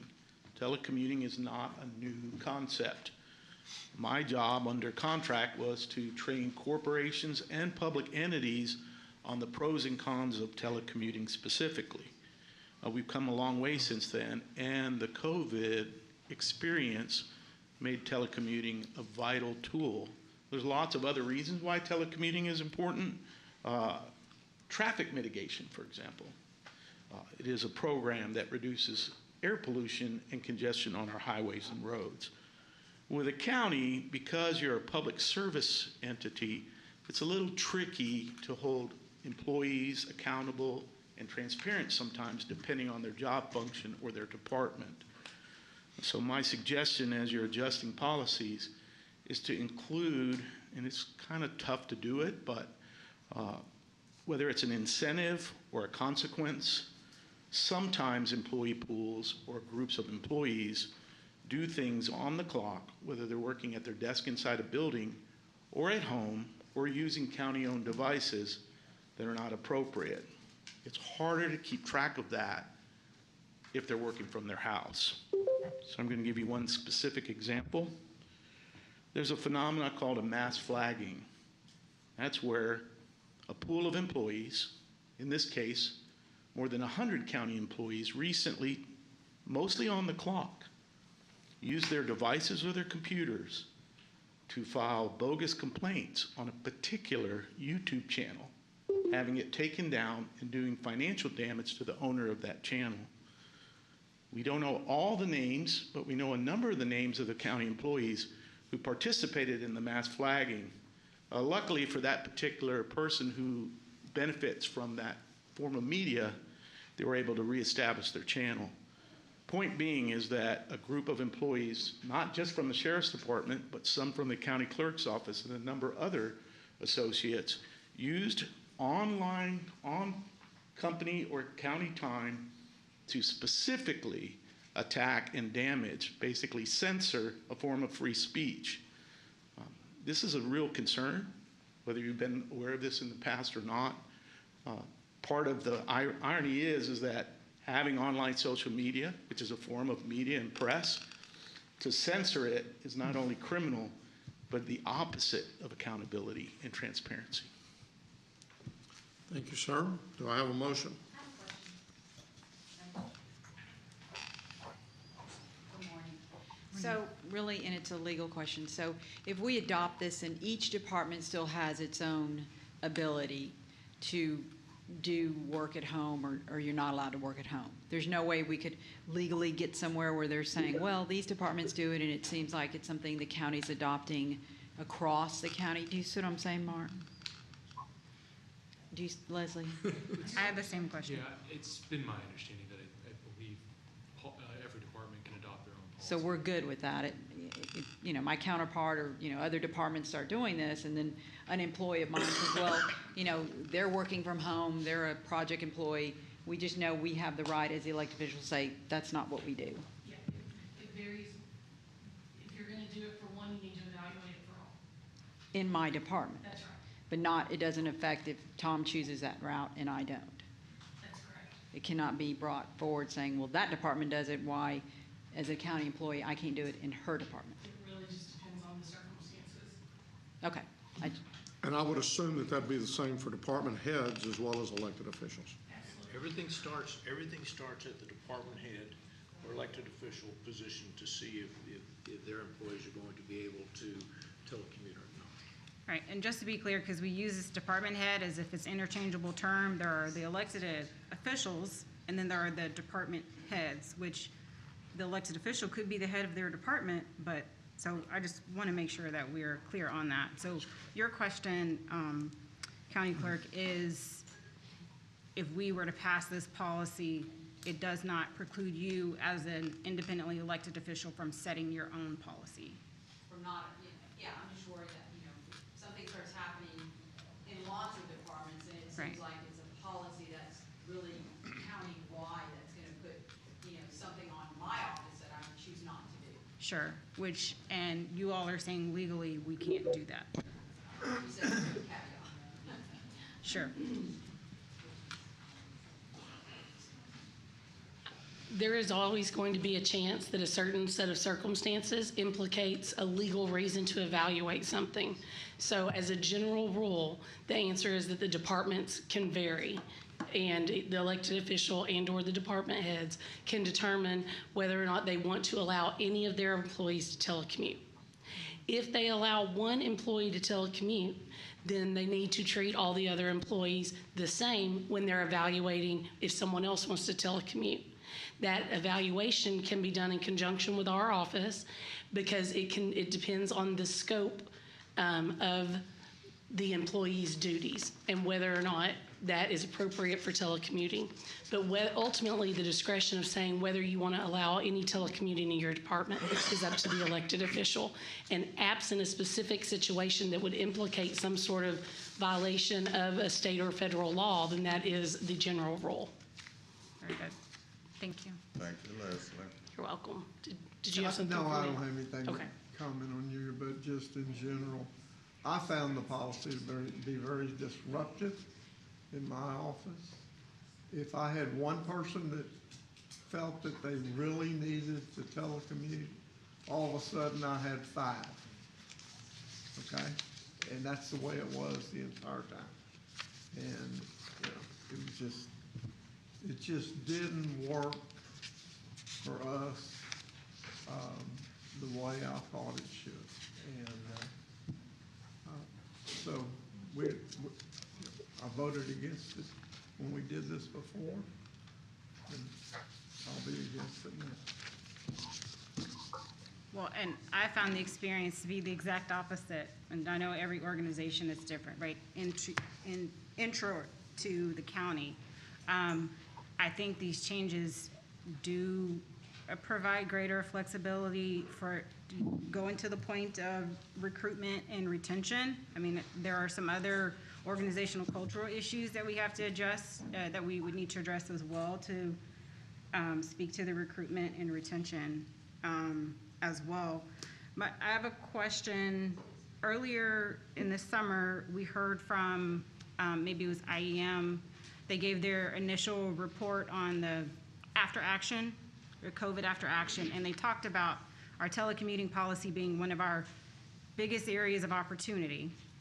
So have these changes taken into consideration feedback from IEM as well, or are we going to be revisiting this at the conclusion of their full report?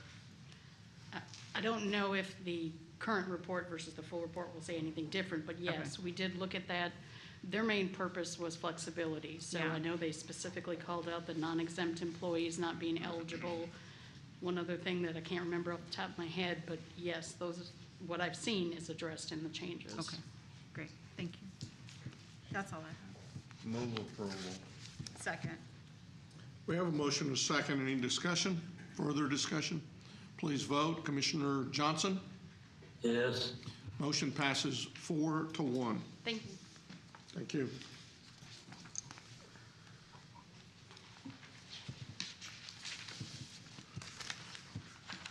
Purchasing. You got to do them all today. It's okay, I only have All four four. of them. Yeah, I only have four. Good morning or Hi, Melissa. afternoon. We have 4 items for your consideration this morning. The first item is regarding bid number 2022-074.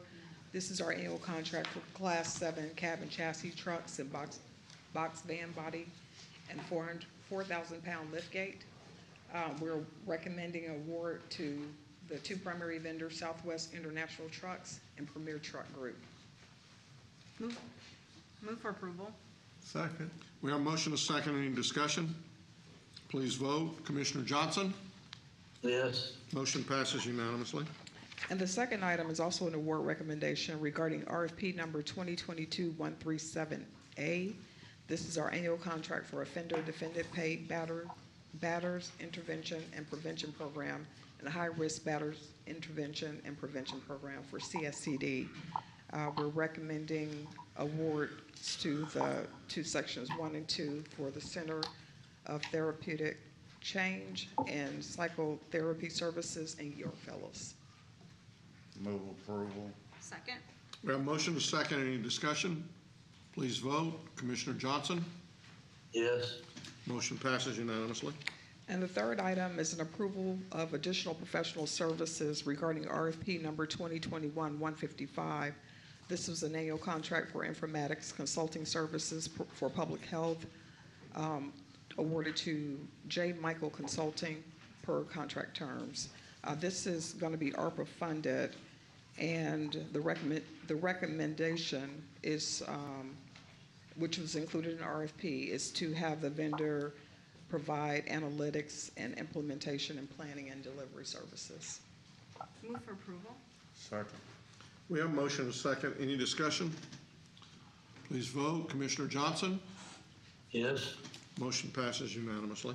And the last item is an approval of an invoice payment for employee drug and alcohol testing services for human resources to CoverTech in the amount of $1,693.80.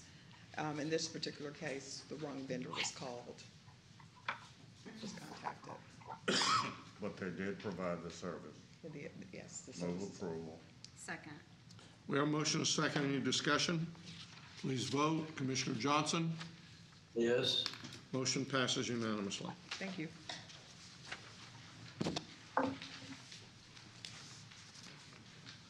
Okay, next we have, I believe, item 2 under the sheriff's office.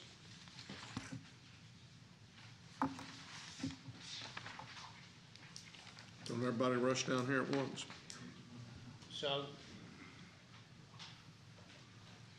So I'll lay this out, that we're requesting that the Commissioners Court approve the acceptance of forfeited vehicles for the use by the Sheriff's Department, Game Room Task Force, and Tactical Team. Good morning, Sheriff. Good morning, sir. We are just behind on vehicles, and this is a stopgap measure that will help us seize seized vehicles that have been lawfully seized by the court. We're gonna put them to use. One thing I might point out on these vehicles is that they will not be considered vehicles to be replaced. Once the vehicles are not usable anymore, then we will simply move them from our inventory. They'll just go away. I have a motion.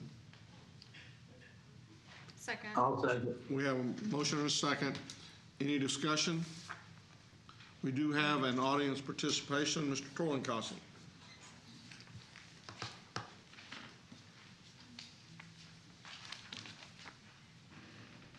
Judge Whitley, commissioners, and public servants. We have game rooms all over the county. Nearly every convenience store in the county that's not part of a corporate affiliate basically has a game room.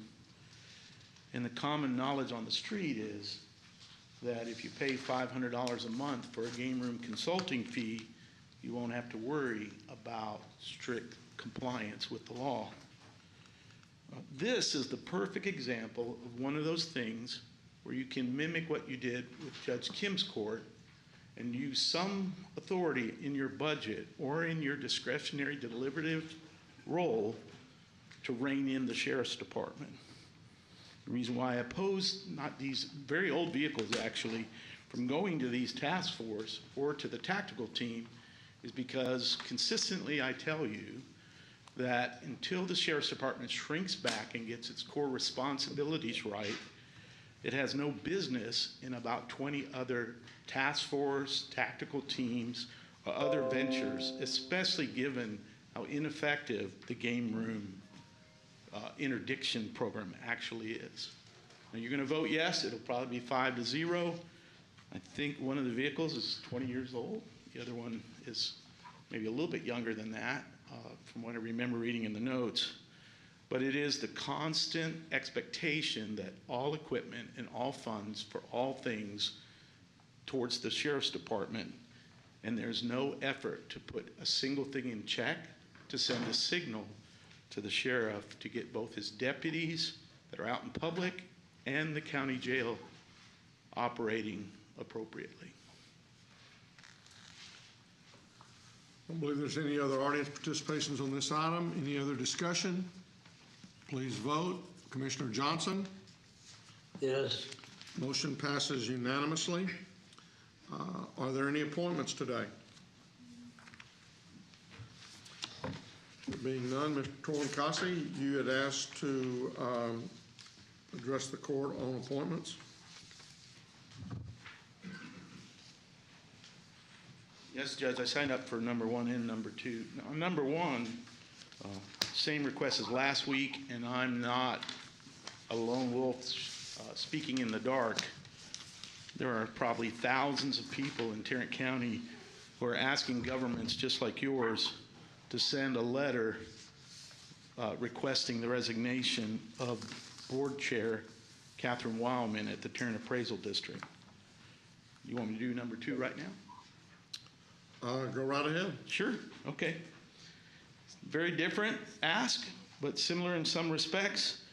Number 2 is specifically the tax increment financing district boards, and our suggestion from a number of sources, including the Water District Accountability Project, is that the county start looking at not participating in the TIFs that continue to surrender money towards the boondoggle.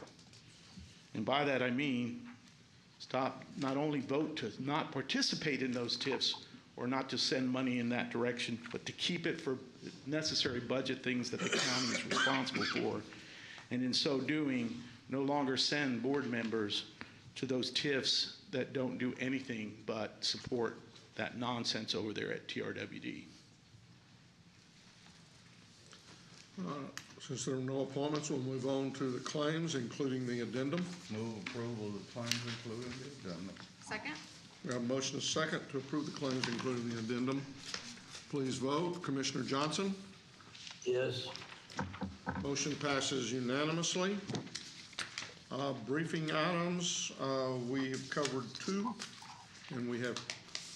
So we have 2 additional ones, Your Honor. If we could go to the emerging health issues, Mr. McCurdy is here to quickly discuss the flood control or the flood damage issue as a health-related issue.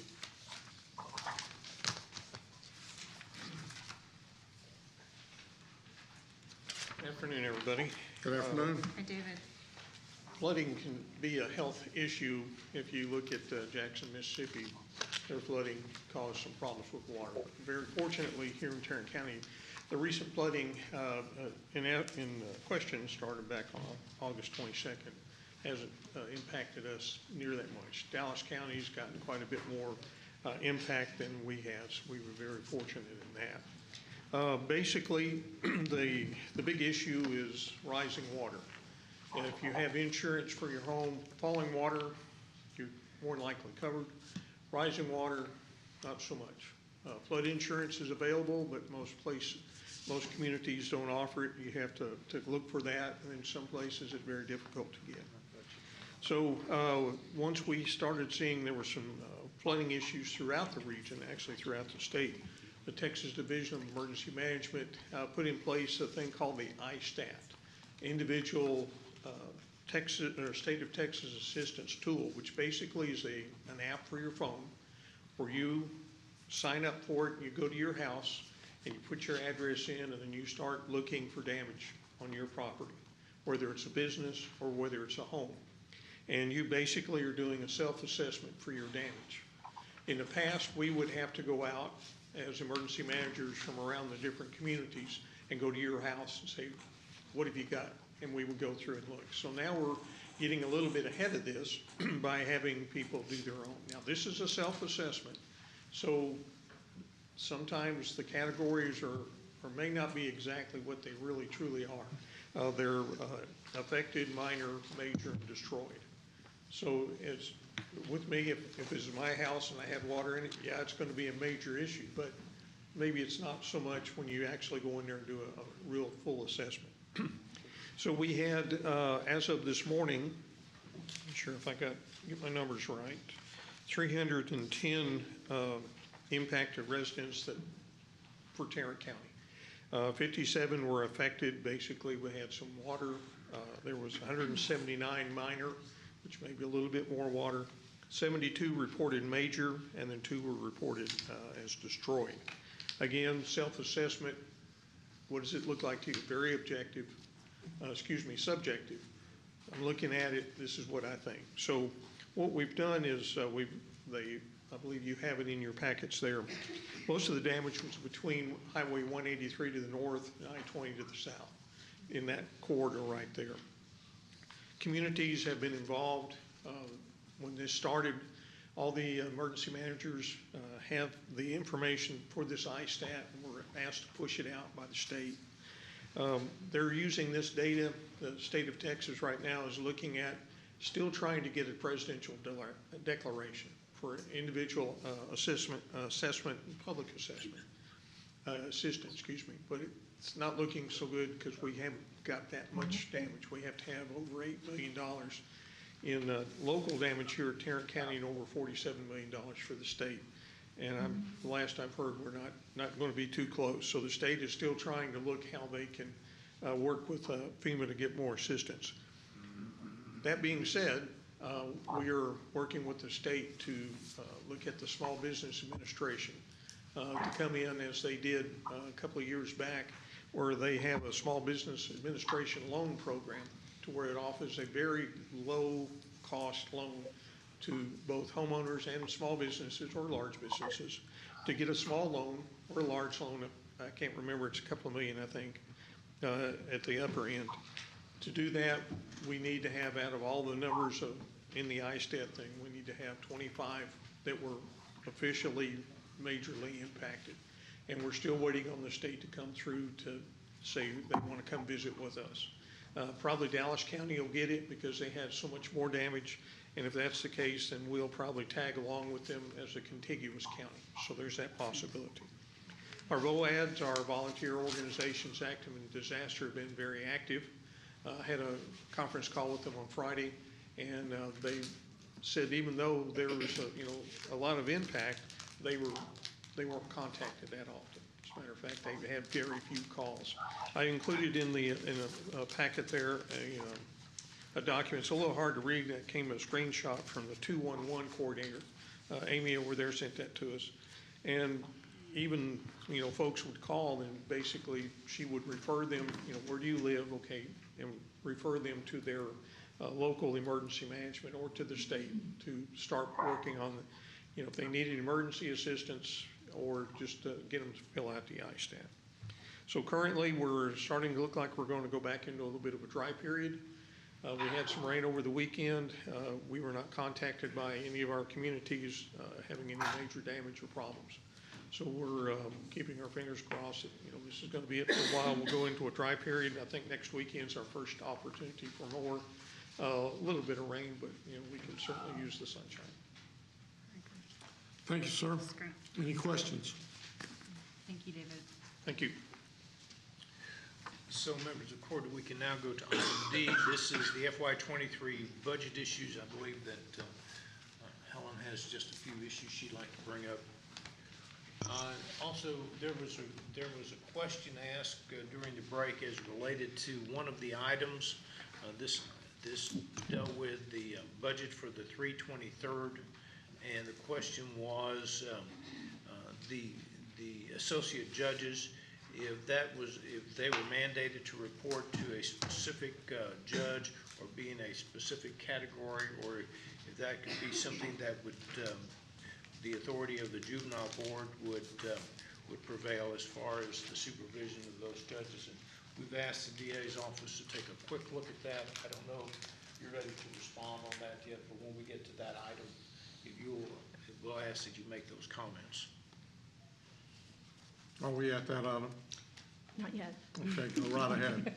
All right, so these are the changes that either have been discussed in court or is a result of something discussed in court. So I'm going to go through them. I was going to ask for an approval for the overall items, but the 323rd still is one of those that's still out, and we may want to discuss that, and you may want to pull that out and not approve it all with all the I want rest to of them. discuss it, but I hope we can make a decision on what our plans are today moving forward. Okay. All right. So if you have, I'm going to quickly go through them, but if you have a question, please stop me. So the first group is a county judge. These are two positions that he has asked for us to reduce in his office and add $25,000 for professional services to be able to assist him when he needs it by reducing these two positions. What I'm basically trying to do there is to reduce the size of the staff, and at the same time, if I need some professional assistance in communications and things along that lines, that I have the ability to get that between now and the end of the year, calendar year. The next item looks like a large item. These are things, this is the structure, market, and merit increases for all the employees. When we presented it to you in the budget, for the budget hearing, we had it all in one line item in non-departmental. We reduced that line item in non-departmental and sent it out to all the different departments, and that's the 19, almost 20 million that you see on that next group. And before I go any further, does everybody have this sheet in front of them? I didn't ask that at the beginning. Commissioner Johnson, you do not have it? It was sent out to you. Okay. It was sent out to several of your employees. Okay, I have it. Okay, great. So, Helen. Yes, ma'am. I heard you, but it didn't register. What happened with this non-departmental? So during the budget process, until y'all approve the structure, market, and merit increases, we do not push it out to the departments. We hold it in one location to give y'all the total impact so that it's within the budget. Once it's been approved, we push it out to the different departments, and that's reducing that compensation allocation line item, and then that 19.9, almost $20 million goes out to all of the different departments. So every department's salaries, FICA, and retirement changed. I understand. We just encapsulated in one line item instead of presenting you every single department. Okay, good. Helen, do you want approval on each of these individual? My preference is for us to make one approval on each, one including all of them, unless y'all want to pull out the 323rd. Go ahead. The next item is the Sheriff's Communications Department. The JEC met for the new position after we had the budget hearing. And there are several positions that the JEC came up with a different grade than what was submitted in the budget. They either reduced or increased. In this particular case, JEC came in with a grade lower, so we reduced the Sheriff's Communications according to the grade that was the JEC came up with. Helen, before you go on, you missed the $11.2 million. Oh, thank you, sorry. Yes, the general fund, non-departmental and operating transfer to capital. That is where we took the 0.229 tax rate, a half cent down to 0.224, and that is the reduction in the transfer to capital that takes into consideration that reduction in tax rate. Any questions? Okay. Constable 2, there was a removal of a double fill. Double fill position was overlooked when we originally presented it in the budget hearing, and we're removing it now. There was also a small portion of the car allowance of $986 that was in Constable 2's that was a holdover from last year. He now has a vehicle and does not receive a car allowance. Constables 4, 5, 6, and 7, we increased their temp to help with the burden that they currently have, either with their current evictions. There are positions that are in ARPA, but they also need office staff help, and so we're assisting with the office staff help through the general fund. And Not again, the law enforcement positions. That problem has originally kind of come out of the Senate Bill 23, where we can't, even though we've redistricted, which has reshuffled the work activity, we can't we can't reshuffle the folks. Right, we can't move positions around, we can't we can't present a budget that's less than last year's. We have to have at least neutral or more. And also in Constable 7, she also has decided to take a vehicle instead of a car allowance, so we're removing her car allowance. She now has the vehicle. And then now we're at the 323rd. In the 323rd's budget, we have taken the stand to remove 2 associate judges' positions effective January 1, 2023. So let me and I agree with that. And so let me kind of say where we are. Last week we talked about having a joint meeting. I called Judge Catalano, who is the chair of the Juvenile Board. Because of the shortness of time, the meeting would have had to have been today. And he indicated that the judges were at a judicial conference this week. And so therefore, we couldn't hold that meeting. And so what I suggest, and that's why I agree with this, is that we basically have from now until December 31st for the Juvenile Board to hold a joint meeting with the court and or to make recommendations to the court as to what they would do to fix the problems that, that we've heard discussed. And so if they don't do that, this money will be eliminated and we can stick it over and undessign it, which would mean that if they don't come back to us or if we can't agree on the recommendations, those courts go away January the 1st, and it'll be the duty of the new court to figure out what, if anything, they want to do at that point in time. I would like to suggest that we consider changing those positions from associate judges to referees with the same job duties. That distinction would allow for the juvenile board to be able to appoint those persons rather than the judge. I hear what you're saying there, and I thought that same, through that same process, two things there I would say. One is I would like to have a better understanding of exactly what the difference is between referees and associate courts. And two, if the board were to come back and suggest that they're going to appoint somebody else to have that juvenile authority, or they're going to appoint another district judge to share that juvenile authority, I'm really saying to them, act, do something. Come to us and tell us what your recommendations. Let's have that joint meeting, and y'all explain to us what you feel like needs to be done.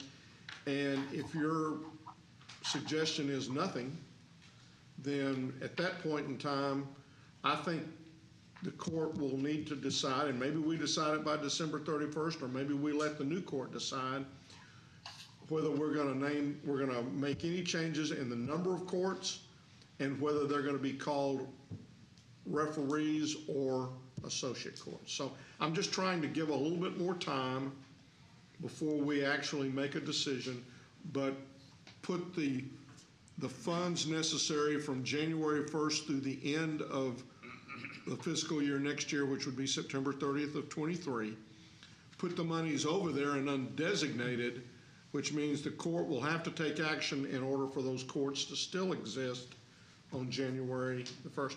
Now, both of the associate judges right now are running for district judges' positions, and so it would be January, if both of them were to get elected, it would be January before they would be making a decision to appoint a new associate or a new referee. And I just want to hear the other district judges tell me what the difference is and be sure I understand it, because there is a difference.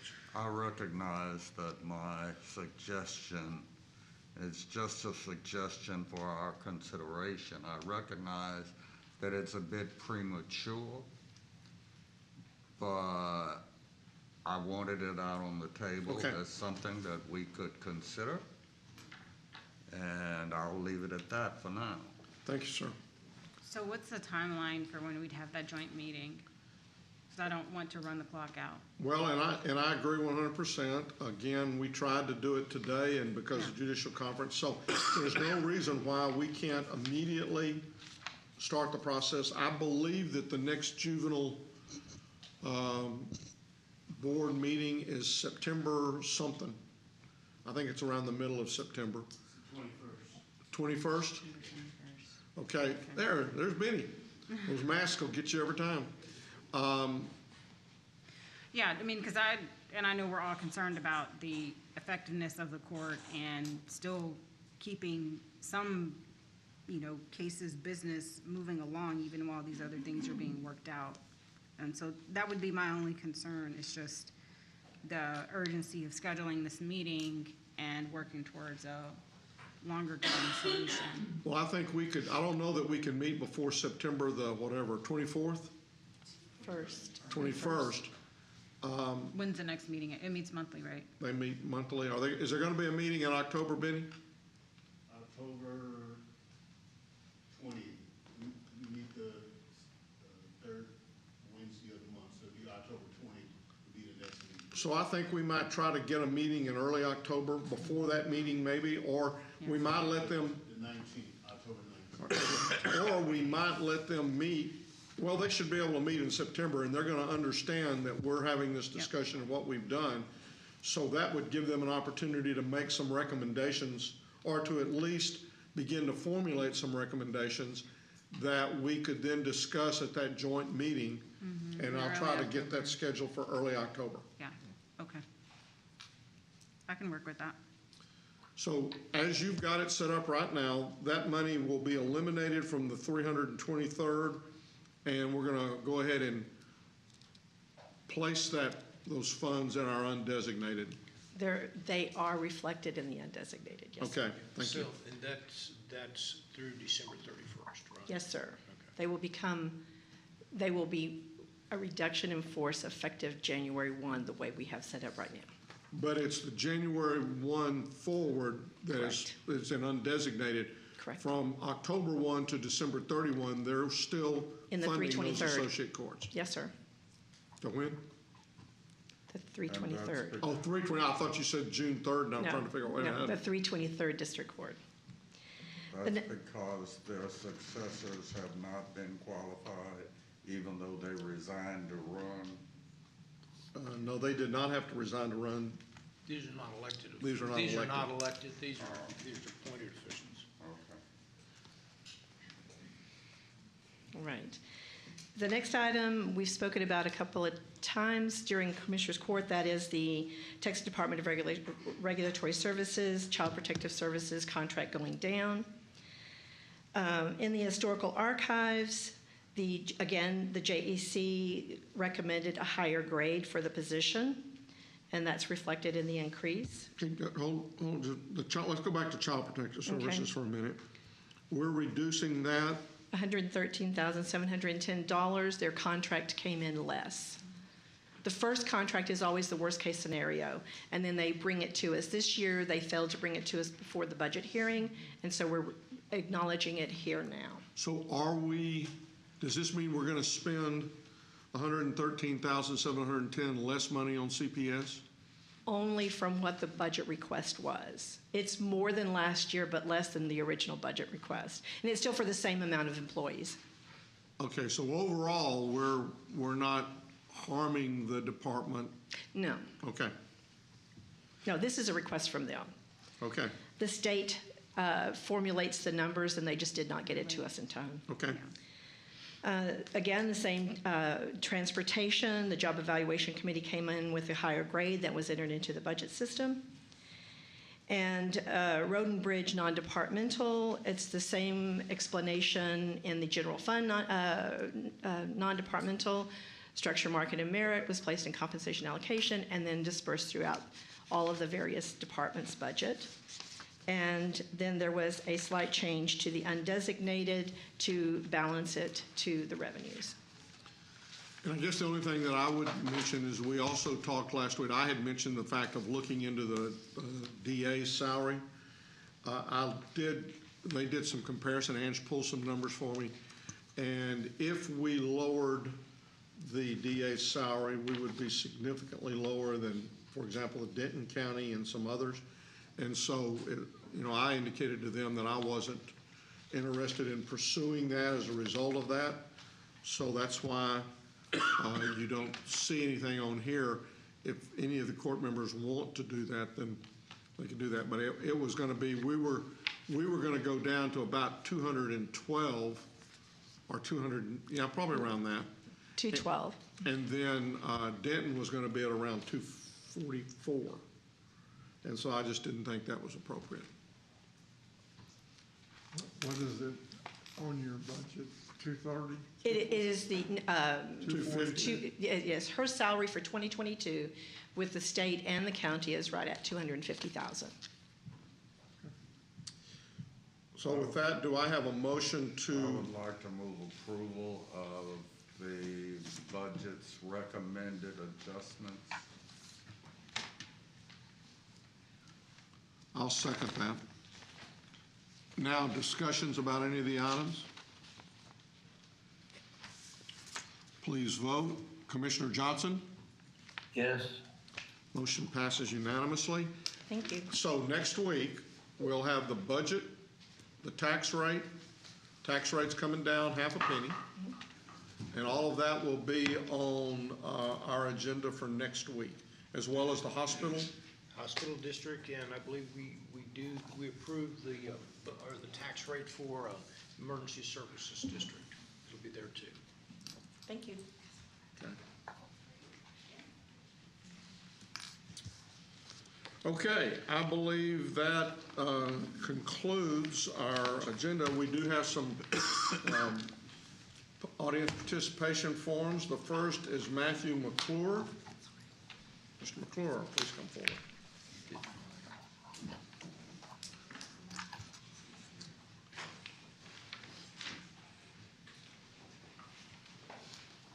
I'm not sure whether, I think you've been here before, but you do realize that because it's not on the agenda today that we cannot respond by law to you.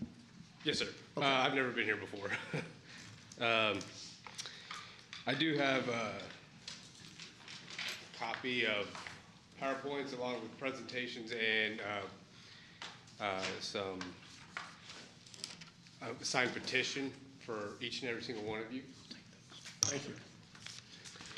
I'll just start by saying hello. Thank you for letting me have time to speak with you. My name is Matt McClure. I'm a resident of Linkwood Estates. I'm also a firefighter paramedic for the fire department that responds to the area. I'm here to speak with you on behalf of the citizens of Linkwood Estates and the surrounding neighborhoods about the public nuisance that's located at 1229 Camp Bowie West Boulevard, also known as Temptations Cabaret. I provided each of you with a copy of a PowerPoint along with other documents that support Temptations Cabaret as a public nuisance and the need for it to be closed indefinitely. The following data has been provided to us by way of open records. In the past few months... Lisa, could you go ahead and pass that stuff out to us? In the past few months, there have been 19 different shootings. And as I'm sure many of you have heard, the last shooting there were 4 different individuals who were shot and injured. There have been 7 serious domestic disturbances, over 35 fights, a dozen assault calls, sex trafficking, and many involving selling and the distribution of narcotics. The Tarrant County Sheriff has related that Temptations Cabaret is a public nuisance due to the illegal or an improper way that Temptations is conducting business. The general public is in danger because of the nature of business, especially the neighborhoods of Linkwood Estates, Mary's Creek, Lost Creek, Walsh Ranch, all of I-30 traffic right there, and all businesses and neighborhoods surrounding, as well as the first responders. Every call to Temptations puts our responders in harm's way unnecessarily. Our neighborhood is becoming younger, meaning that there are more small children moving into the area now. The criminal activity conducted continues to escalate daily, putting the neighborhood and all first responders at risk for injury. This has led the neighborhood citizens to install cameras, tall fences, and stay inside during hours of operations. I have presented to you a petition which over 600 citizens have signed in agreement to shut down the public nuisance that is Temptations Cabaret. Along with the petition are 911 call logs that are both law enforcement and EMS. As a resident of Linkwood Estates and a first responder to my neighborhood, I'm tired and terrified about every 911 call to Temptations Cabaret. I'm getting tired of calls and text messages from my wife and my daughters about waking up in the middle of the night due to gunshots. Having my 14-year-old daughter be terrified to sleep in her own room, and I'm terrified that one day those bullets may spray into my neighborhood or in my own home and strike either my neighbors or my family. I, like you, have taken, like all of you, have taken the responsibility to protect and help my citizens of Tarrant County. You now have Tarrant County Sheriff along with the citizens begging you to do something about the public nuisance that is Temptations Cabaret. The time to do something is now, because that is not a matter of if someone innocent is injured, but it's a matter of when an innocent person loses their life. I'm asking you to stand with the citizens and the Tarrant County Sheriff's Office and close this public nuisance down. Thank you for your time, and I hope to see action soon. Thank you. Mr. Manius, would you collect, I mean, we've got the information. I don't know if you have anything else, but let's see if we can't get a briefing item on this, and what our possible actions might be in this regard? Yeah, we have already started that process with, our office is the one who provides licensing for sexually oriented businesses. And with this last incident, we've already begun to collect the data to see if this has an issue, but we'll be more than happy to schedule it as a briefing also. We'll need to make sure we work very closely with the district attorney's office, though, as Right. we do that. Mr. McClure, thank you for coming out today. Thank y'all. I appreciate y'all's time. Thank you. Next is, I don't believe Mike Brewster, he was here earlier, but he said he wasn't going to be able to stay. Next is Carolyn Rodriguez. Caroline, excuse me.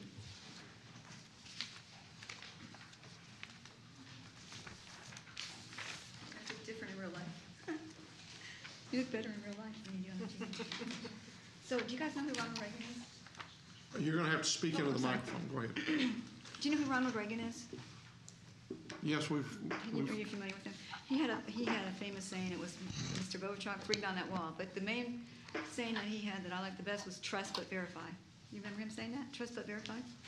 And that's what the problem I'm having right now, because as citizens we can't verify what's going on at the jail, but you guys can. So one of my routines that I do when I come downtown is I always check to see if there's an ambulance out here, and sometimes there usually is an ambulance out over here by the jail. And I don't like to film people going into ambulances, but it seems like I almost have to, because that's the only way we can find out if this guy was maybe beat up by the guards, or if he's just truly sick, or if he had a heart attack, or he didn't take his medication. How are we supposed to know? We can't verify it. So that's where we need y'all to help us verify some of this stuff. You guys are allowed to walk into that jail anytime you want to and look around. You guys are allowed to do that. I wish y'all would, because then maybe we could find out some more things, because we can't get anything from the correct way, such as FOIA requesting and asking for documents and things like that. So another thing too is that the sheriff will come in here and he'll brag about all the drugs he's gotten off the streets, and the Cadillac converters that he broke a ring on that, and all the property crime he solves. But in reality, he's only solved 20% of he's only recovered 20% of the merchandise that's been stolen. He's only gotten low-level drug users. Where's the cartels? We see the cartels rolling through town in their big black Suburbans, but he's just getting low-level drug users. And he used bait cars to get the Cadillac converters. So now he wants a new toy. He wants a SWAT vehicle, so he can look tough and strong in front of the citizens, how I feel. His argument was, well, everybody else has one, even Mansfield has one. Why don't we have one of these SWAT vehicles? Well, I find it extremely hard to believe that when he called around looking for one, all of them were in use. Because I did a story on Benbrook, they have 2 of them. They got theirs for free on a grant, although it's not free, they found out, because it costs $30,000 a year to maintain it. Plus, all the guys needed to get new outfits, and they had to get new guns, and they had to get everything else that went with it, and all the training. So it's not free, it's very costly. And why don't we just enter into a contract and borrow theirs? It's just sitting there. They've never used it, ever, since they've had it. They don't have crack houses in Benbrook, I guess. But, but my other question is he called all around looking for that SWAT vehicle to use on that man who was burning himself down in the house. Why didn't he call a skilled negotiator instead? Why did he have to resort to violence right away? Why didn't we call a negotiator? Why didn't he go that route? Why didn't he do some de-escalation and diffuse it that way? So, let's see. I'm almost done. Does that mean I have 10 seconds? 3 seconds? Go right ahead. Okay. So my next thing I wanted to talk about was this $18 million that we're going to pay out to house these inmates elsewhere. He didn't look at Johnson County, where the ICE just moved out. We have tons of room over there. My question is, who's benefiting from this $18 million if we send it to Garza? Is there a job being created for someone that's going to gain $1 million a year on it? We need to follow the money, and you guys should trust and verify and find that out, because we can't. Okay, thank you. That's it? Thank you. That's all the Yes, time I have? That's it. When can I come back and finish? Next week. Oh, man. Okay, talk to you next week. Mr. Troy Cassi.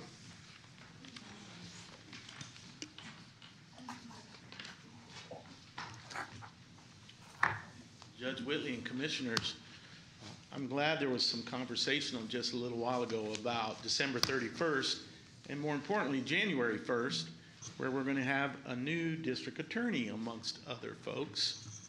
He or she hopefully will start to fulfill one of the responsibilities of the district attorney's office, which is compliance with open meetings and open records law. Despite what our current DA says, that is the first line of responsibility for accountability and for training and incentives. In other large metro counties, the DA trains their local governments in how to comply with open meetings. I point that out because when I was a child and I learned about a woman named Rosa Parks, the thing I remember most about her is she sat quietly, dignified, with her hands in her lap, holding onto her purse, as she defied the government when they told her they don't want you here, and said she had to go to the back of the bus or get off the bus. Well, whether you want to believe it or not, more than once I and Mr. Mata have heard this exact phrase. They don't want you here. Spoken by those deputies right back there on more than one occasion. They don't want you here. Spoken by Deputy J.D. Thomas at the Tarrant Appraisal District more than once. Even Mayor Matty Parker had the marshals tell him, and Mata, they don't want you here. Well, you know, it's they. Sounds a whole lot like K. The reality is that no law enforcement has a right to do what has happened repeatedly and over again to Mr. Mata. Now, he doesn't sit quietly and dignified with his hands in his lap. Mr. Mata is probably a lot more like a man named Crispus Attucks, who died at the Boston Massacre. A brown man, probably Muslim, who died for the revolution. Or Mr. Mata is probably a lot more like the heroes that served at Valley Forge than the people who come here and try to exhibit decorum and civility. The reality is that your court and you as the chairman of this meeting consistently have a problem because the deputies make up rules and procedures that are not lawful. It is clear that when it is Mr. Mata or myself, that there's a different set of standards, a different set of rules. I want to go dive down real deep into J.D. Thomas, the deputy that's assigned over at Tarrant Appraisal District. He is the man responsible for knocking down Mr. Miller. He is the man who was demoted because he caused a false arrest in his past.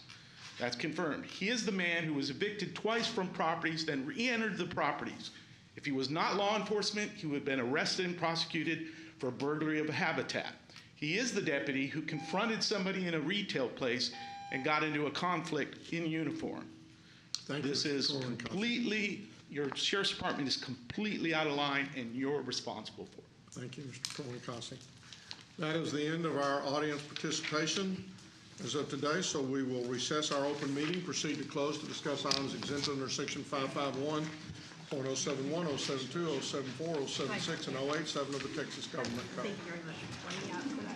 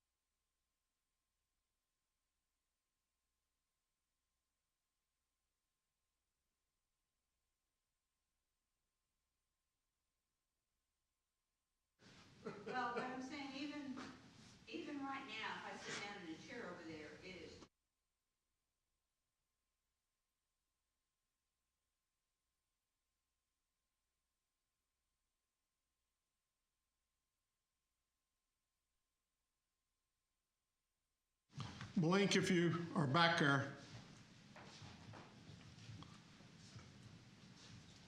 Well, we got to get the clerks in here. I can't do this without the clerks. They get real testy.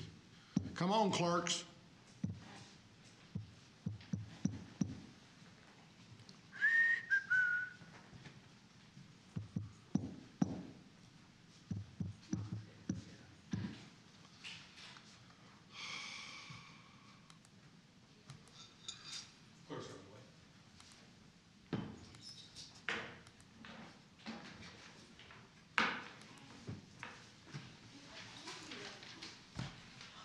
Come on, come on.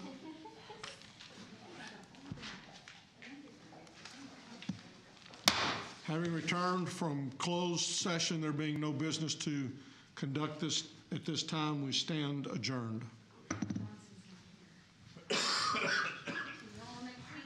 All right.